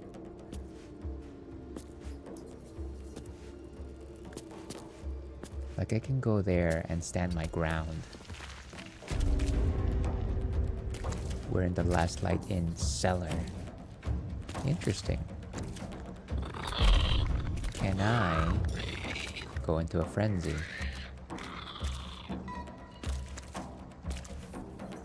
Okay. I don't know that it's worthwhile getting into a frenzy if we're not gonna do a fight. Can we dash?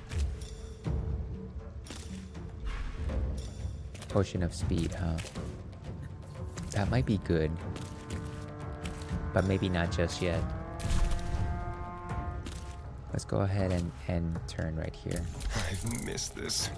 Let's go up with Asterion. Don't linger. Keep going up. He has another... Can we dash as a bonus? I think Asterion has the ability to dash as bonus, right? Let's go over here and pock some arrows. Okay.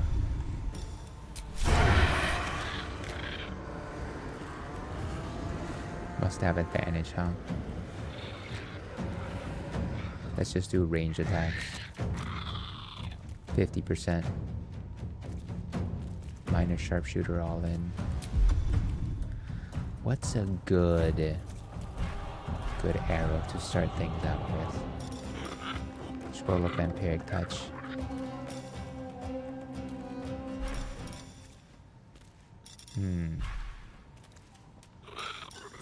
We could do a Roaring Thunder. We get a bunch of them.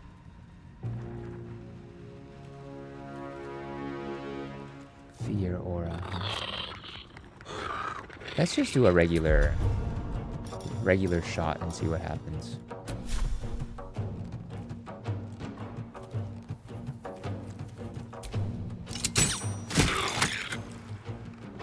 Okay, we still have another minor. Disengage. We can hide. Oh right, red is bad. Red is bad, I remember now. Stay in the darkness and end.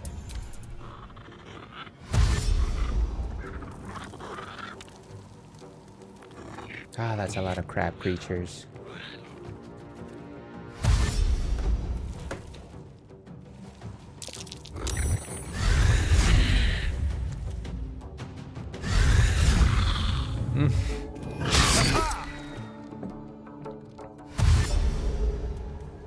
That one just teleported. Great.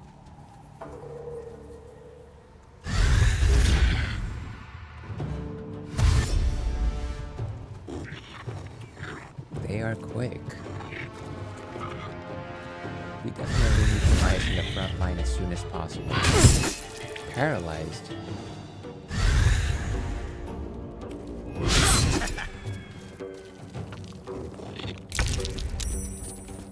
Wait, what just happened? Meanlock Fear? Great. Now they're not at the front lines, which is always so obnoxious.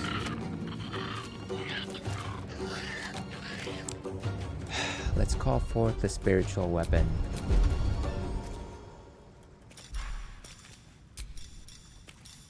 Darth Maul is always a great servant. So how much health does this thing have? Currently threatened. I get the feeling that it might make more sense to put it at the front lines. So maybe we move out of the way first. On my way. No longer under Meanlock Fear. We should probably aid Asterion. Sadly. Is there something we can do for him?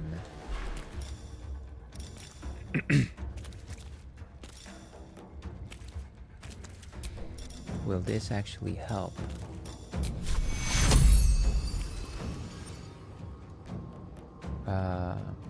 Lesser Restoration. It seems like we actually have to touch him, so I don't think it'll actually work.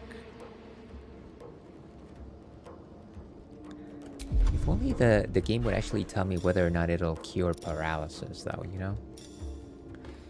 Resistance to all damage.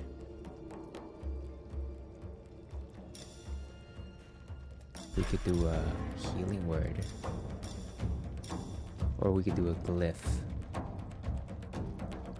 But that is better to cast over an area of effect. Death Ward. Guardian of Faith.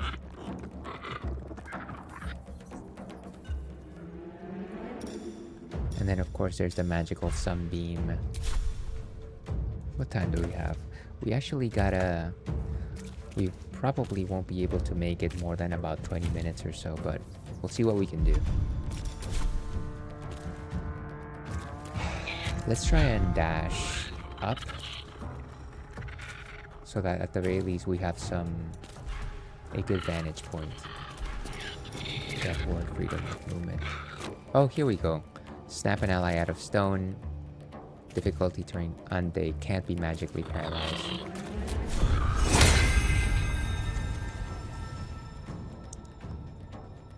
Applies freedom of movement. But it looks like I need to actually go all the way up to him. So, can I just face step all the way up there? Misty step.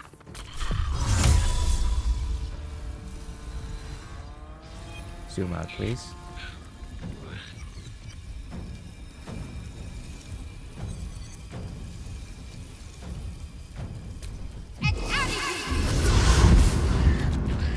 Okay, and now we apply.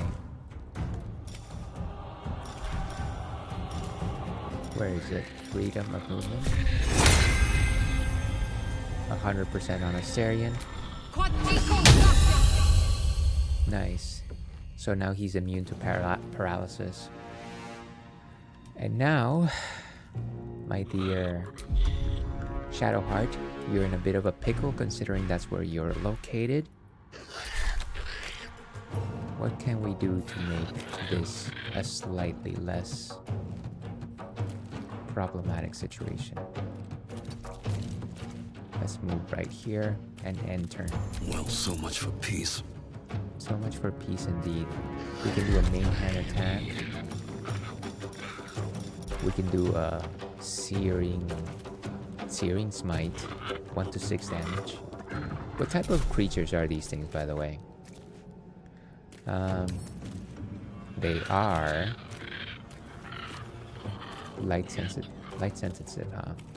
They have a fear aura and they are threatened. But what kind of creature are they? Doesn't actually say. Fae. Nothing more than Fae. Okay, so maybe let's do Radiant Strike. I think I have a Radiant Strike, right? Thunderous, Searing, Divine. Here we go.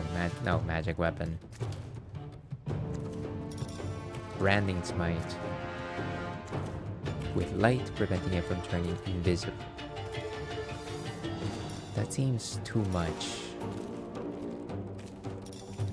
So we have Shield of Protection. Everyone is under Shield of Protection. Yes, good.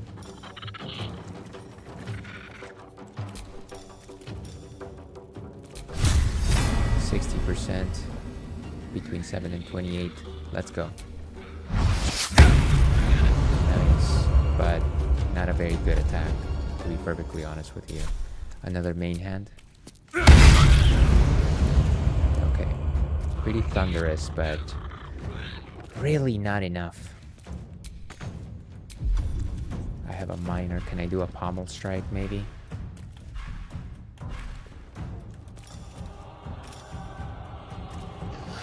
We end it right there. Okay, Karlach is threatened. But you know what? She's gonna go into a frenzy right now. Immune to Menmok Fear now. That's how you do it. So up to 3 enemies at once, huh? We've only got 2. Let me move here. And now we cleave.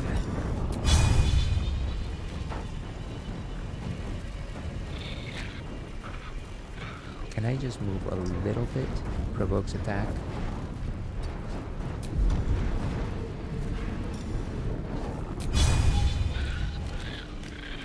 Get 2 of them. Critical hits. Nice. So we cut 2 of them down. We still have 1 minor attack. No Legacy of a Burn is allowed.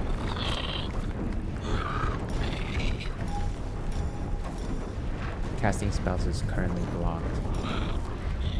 Maybe just a main hand attack, 60%.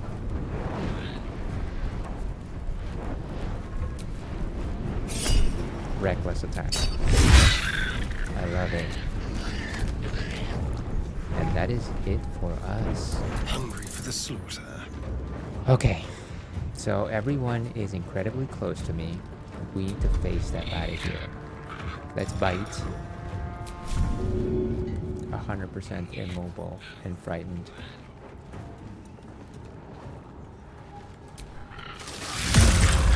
We got some blood. And we should be happy. I think we're happy. You know, I don't see it, but I'm going to assume he is.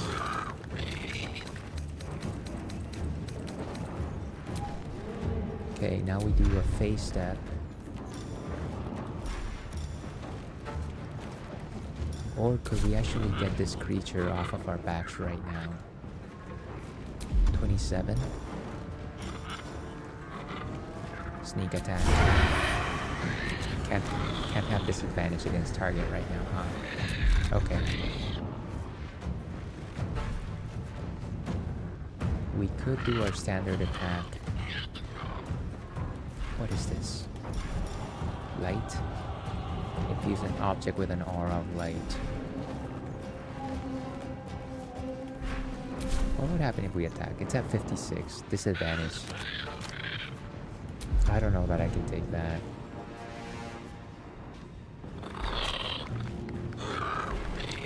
Let me... Misty Step. Not enough space. Why am I frightened?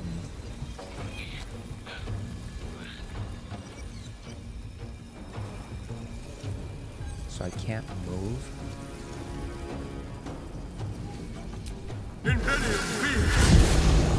Looks like I was able to move just fine. Okay, so if I go in for the sneak attack range. Oh my goodness, let's just throw an arrow. This is so silly. Do I have an arrow of light? Arcane interference. Arrow of lightning.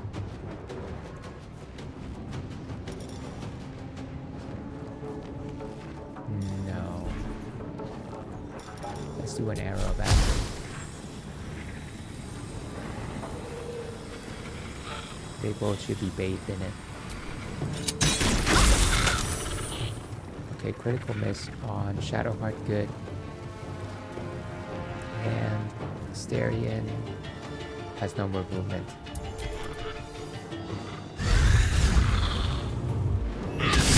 Ouch.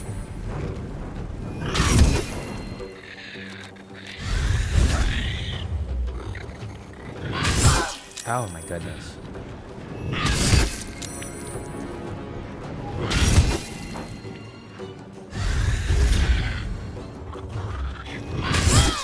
Now they're pursuing.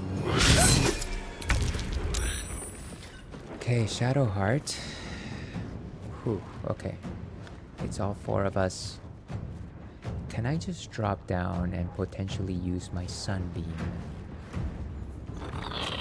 You know what, maybe I'll go over here and do that. Or do I have another Misty Step? Shield of Faith. So many choices here. Let's go with...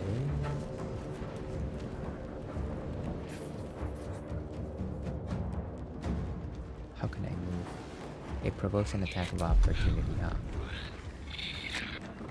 So we can't really get out of the fire just yet. Thaumaturgy. Beacon of Hope.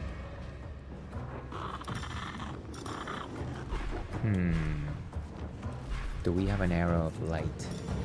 Lightning. I thought somebody had an arrow of light. That's obnoxious.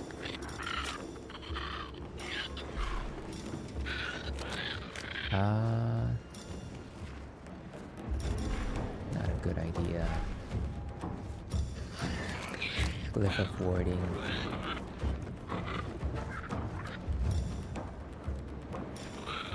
Sadly, everybody is in melee range, so you can't really summon those. Okay, so first things first, I need to heal myself. Otherwise, I'm not even going to make it here. Aid. Heal your allies and restore their hit points by maximum of 5.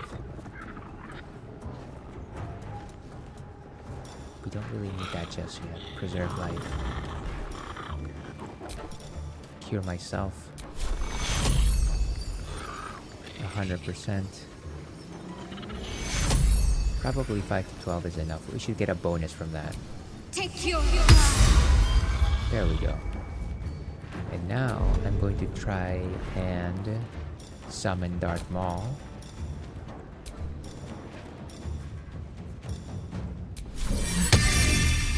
Right behind him.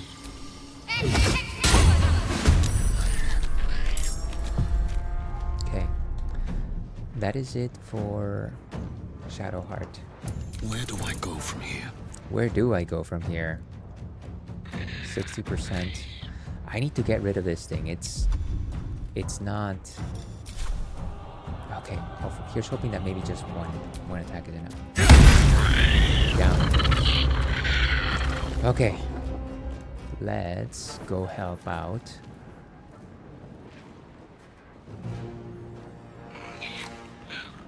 Karlach.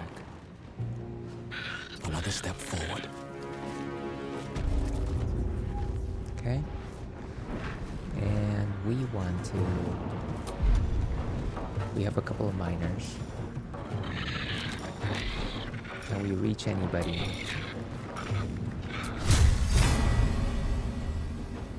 Not enough movement. Can I get more movement? How can I get more movement? Okay. I could do a Misty Step, but it takes a level 2. Do I have a potion of speed? Maybe.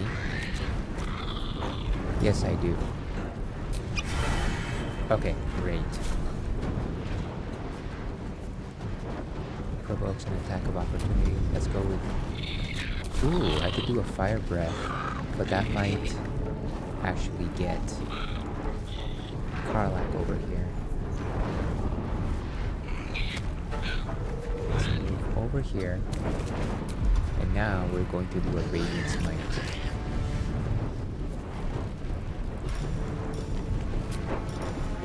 Radiant. Was that the Radiant one? I also have Moonbeam. You can use an action to move the beam. Beam of Light damages any creature that enters the beam or starts the beam. But will it also hurt my friends? Probably. Okay, let's go with the original plan, Divine Smite. 8 to 36. 7 to 28. Honestly, let's go with a level 2. I think this calls for it.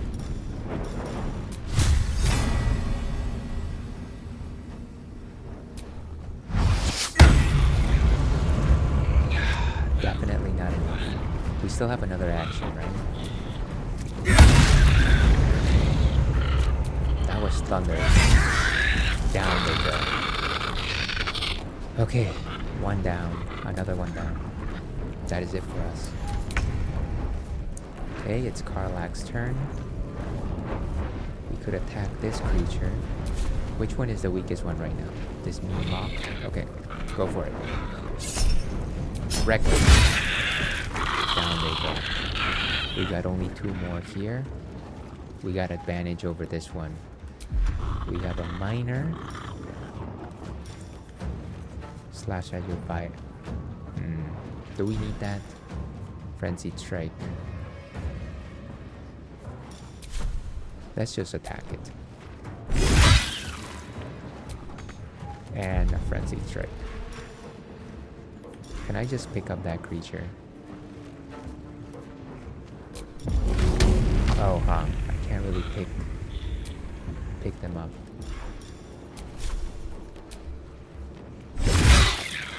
Nice. And that is enough. Let's have some courage. So, how do we do? Should we try and hide again?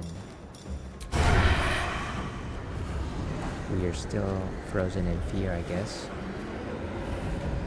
But we can still just do an arrow. 49. 16.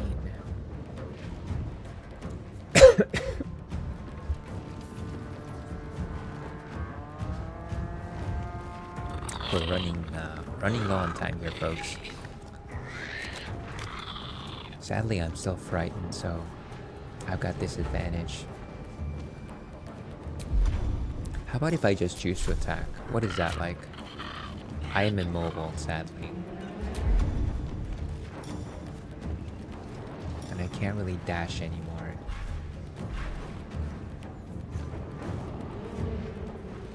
Hopefully the frighten will go away with next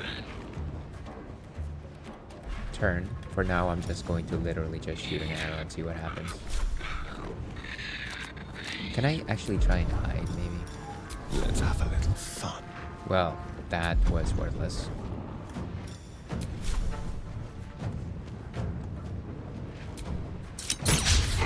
Total miss. What did you expect? Too far away.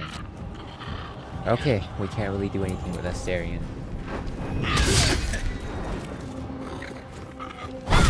Nice.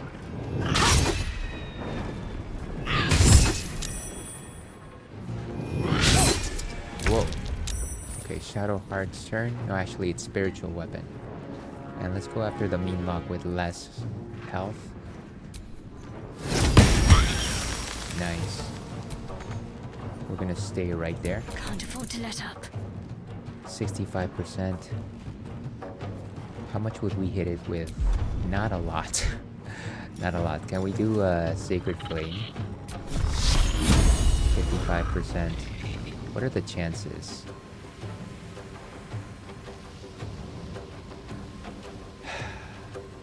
Sure. Let's go for it. Wait, if I move... Yes, it'll provoke an attack of opportunity.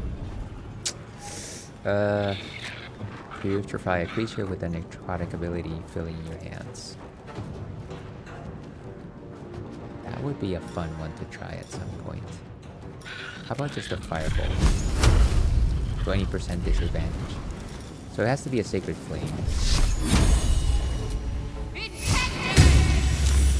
They were saved. Okay, just... Do we have anything? Can we do anything? Send some heals.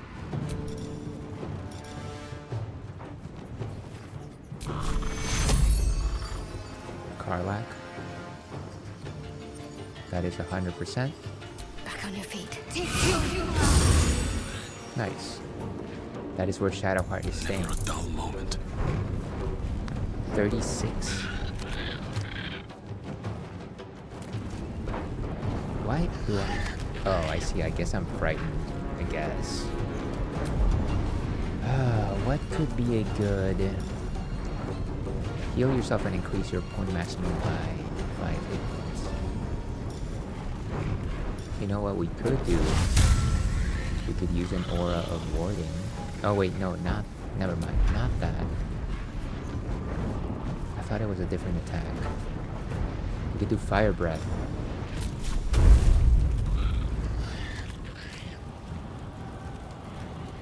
Will that be enough to destroy this thing? No, it's already... Where's my target? There's just too many lobsters here. That's the problem. 16. It's frightened.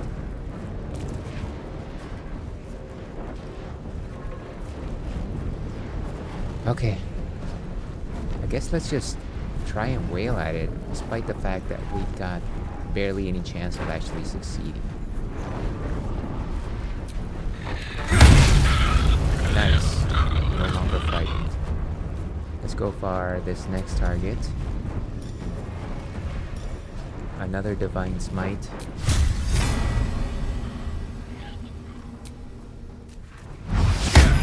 Miss, come on.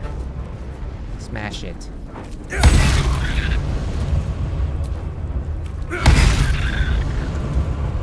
We have a miner. Can we do anything with a miner?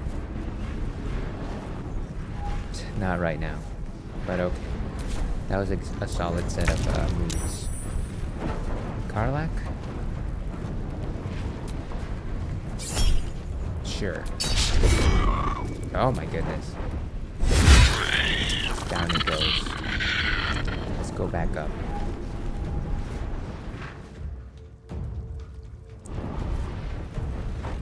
No surrender.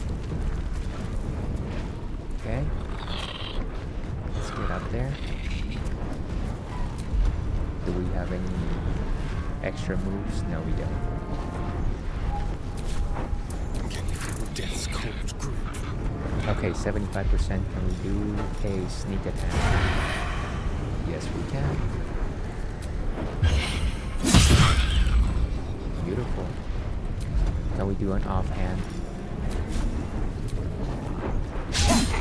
Oh, come on.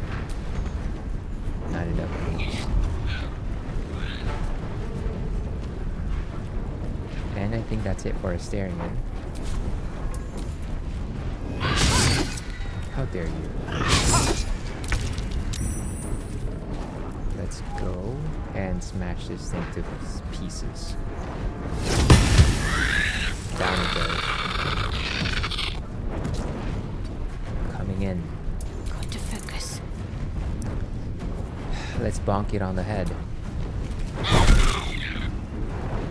Any more moves? We don't have any more resources. We out. Sometimes the only way out is through. Sometimes.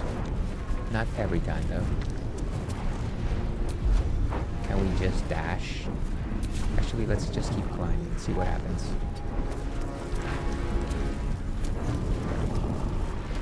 Smash this thing. Not enough movement. Can we do a dash, please?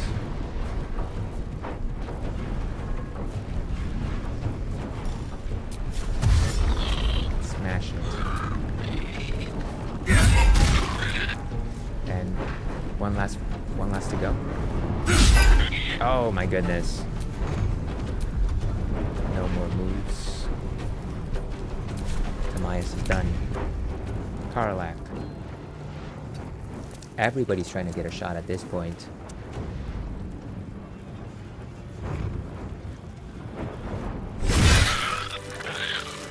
Wolf's Kiss. We're done with the mean locks. Wow. And just in time, folks, because this is where we wrap up for today. Okay, well, I did not think that we were actually going to be able to finish that battle within the amount of time that we had, but you know what? Stranger things have happened, like Stranger Things Season 4. So, goes to show you what I know. Thank you so much, everyone, for being here today. Very much appreciate your company. Let's go ahead and go through the folks that decided to stop by and say hello. Of course, John, thank you so much for the subscription earlier. I hope you're having a delightful Friday. Queen, here's hoping that I catch you on your stream. Thank you so much for coming in. Sailor Goddess Luna, thank you so much for popping in. And here's hoping that we can chat some more Baldur's Gate 3 later. Spectrum, always a pleasure to chat with you. Here's hoping that you're having a most delightful start of your weekend. Melissa, of course, thank you for popping in, voting, and dropping in some knowledge in terms of like how to properly greet a person and having that discussion with me. Very kind of you. And Kitty, here's hoping that you finished work and maybe you're ready to settle on with the weekend. Much love to all my lurkers. This place would not be what it is without you being here. Now, let me stop you right here. If you like this kind of nonsense, what's wrong with you? There's so many other streamers out there that you could be paying attention to. Do you really want to spend your time listening to the ramblings of a madman? If you do, If the answer is yes, I stream on Thursdays and Fridays. Thursdays we play retro and we're doing Final Fantasy VIII. Fridays we're playing Baldur's Gate 3. Now if you want to know the specifics of my schedule, feel free to follow me on the socials. That is generally where I tell people what and when I will be streaming. With that, let me go ahead and find a raid target. And actually, we might have the perfect person to raid today. Let's go say hello to Michaela. Michaela is currently playing. Actually, she's just chatting, which is probably my favorite part of one of my favorite parts of her stream. Michaela, of course, otherwise known as Gluten-Free Waifu, is a delightful streamer, one of my favorites. Loves to play a variety of games. I don't know if there's specifics. Definitely lots of JRPGs, lots of Yakuza games. I know that she played Devil May Cry 3, played the Silent Hills. And she was playing, Elden Ring for a while. I don't exactly know what she's playing right now, but I love to hang there. She's an awesome communicator, loves to chat about just about everything, very real person, and has an amazing community. So let me go ahead and set up that raid.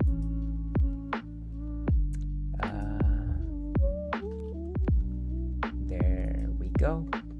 And it seems like she will be playing Resident Evil 3. So let me go ahead and start that raid. I've got raid messages, folks. Raid messages for viewers and raid messages for followers. Please feel free to copy your favorite flavor. I myself, I'm an enthusiast of coffee flavored ice cream.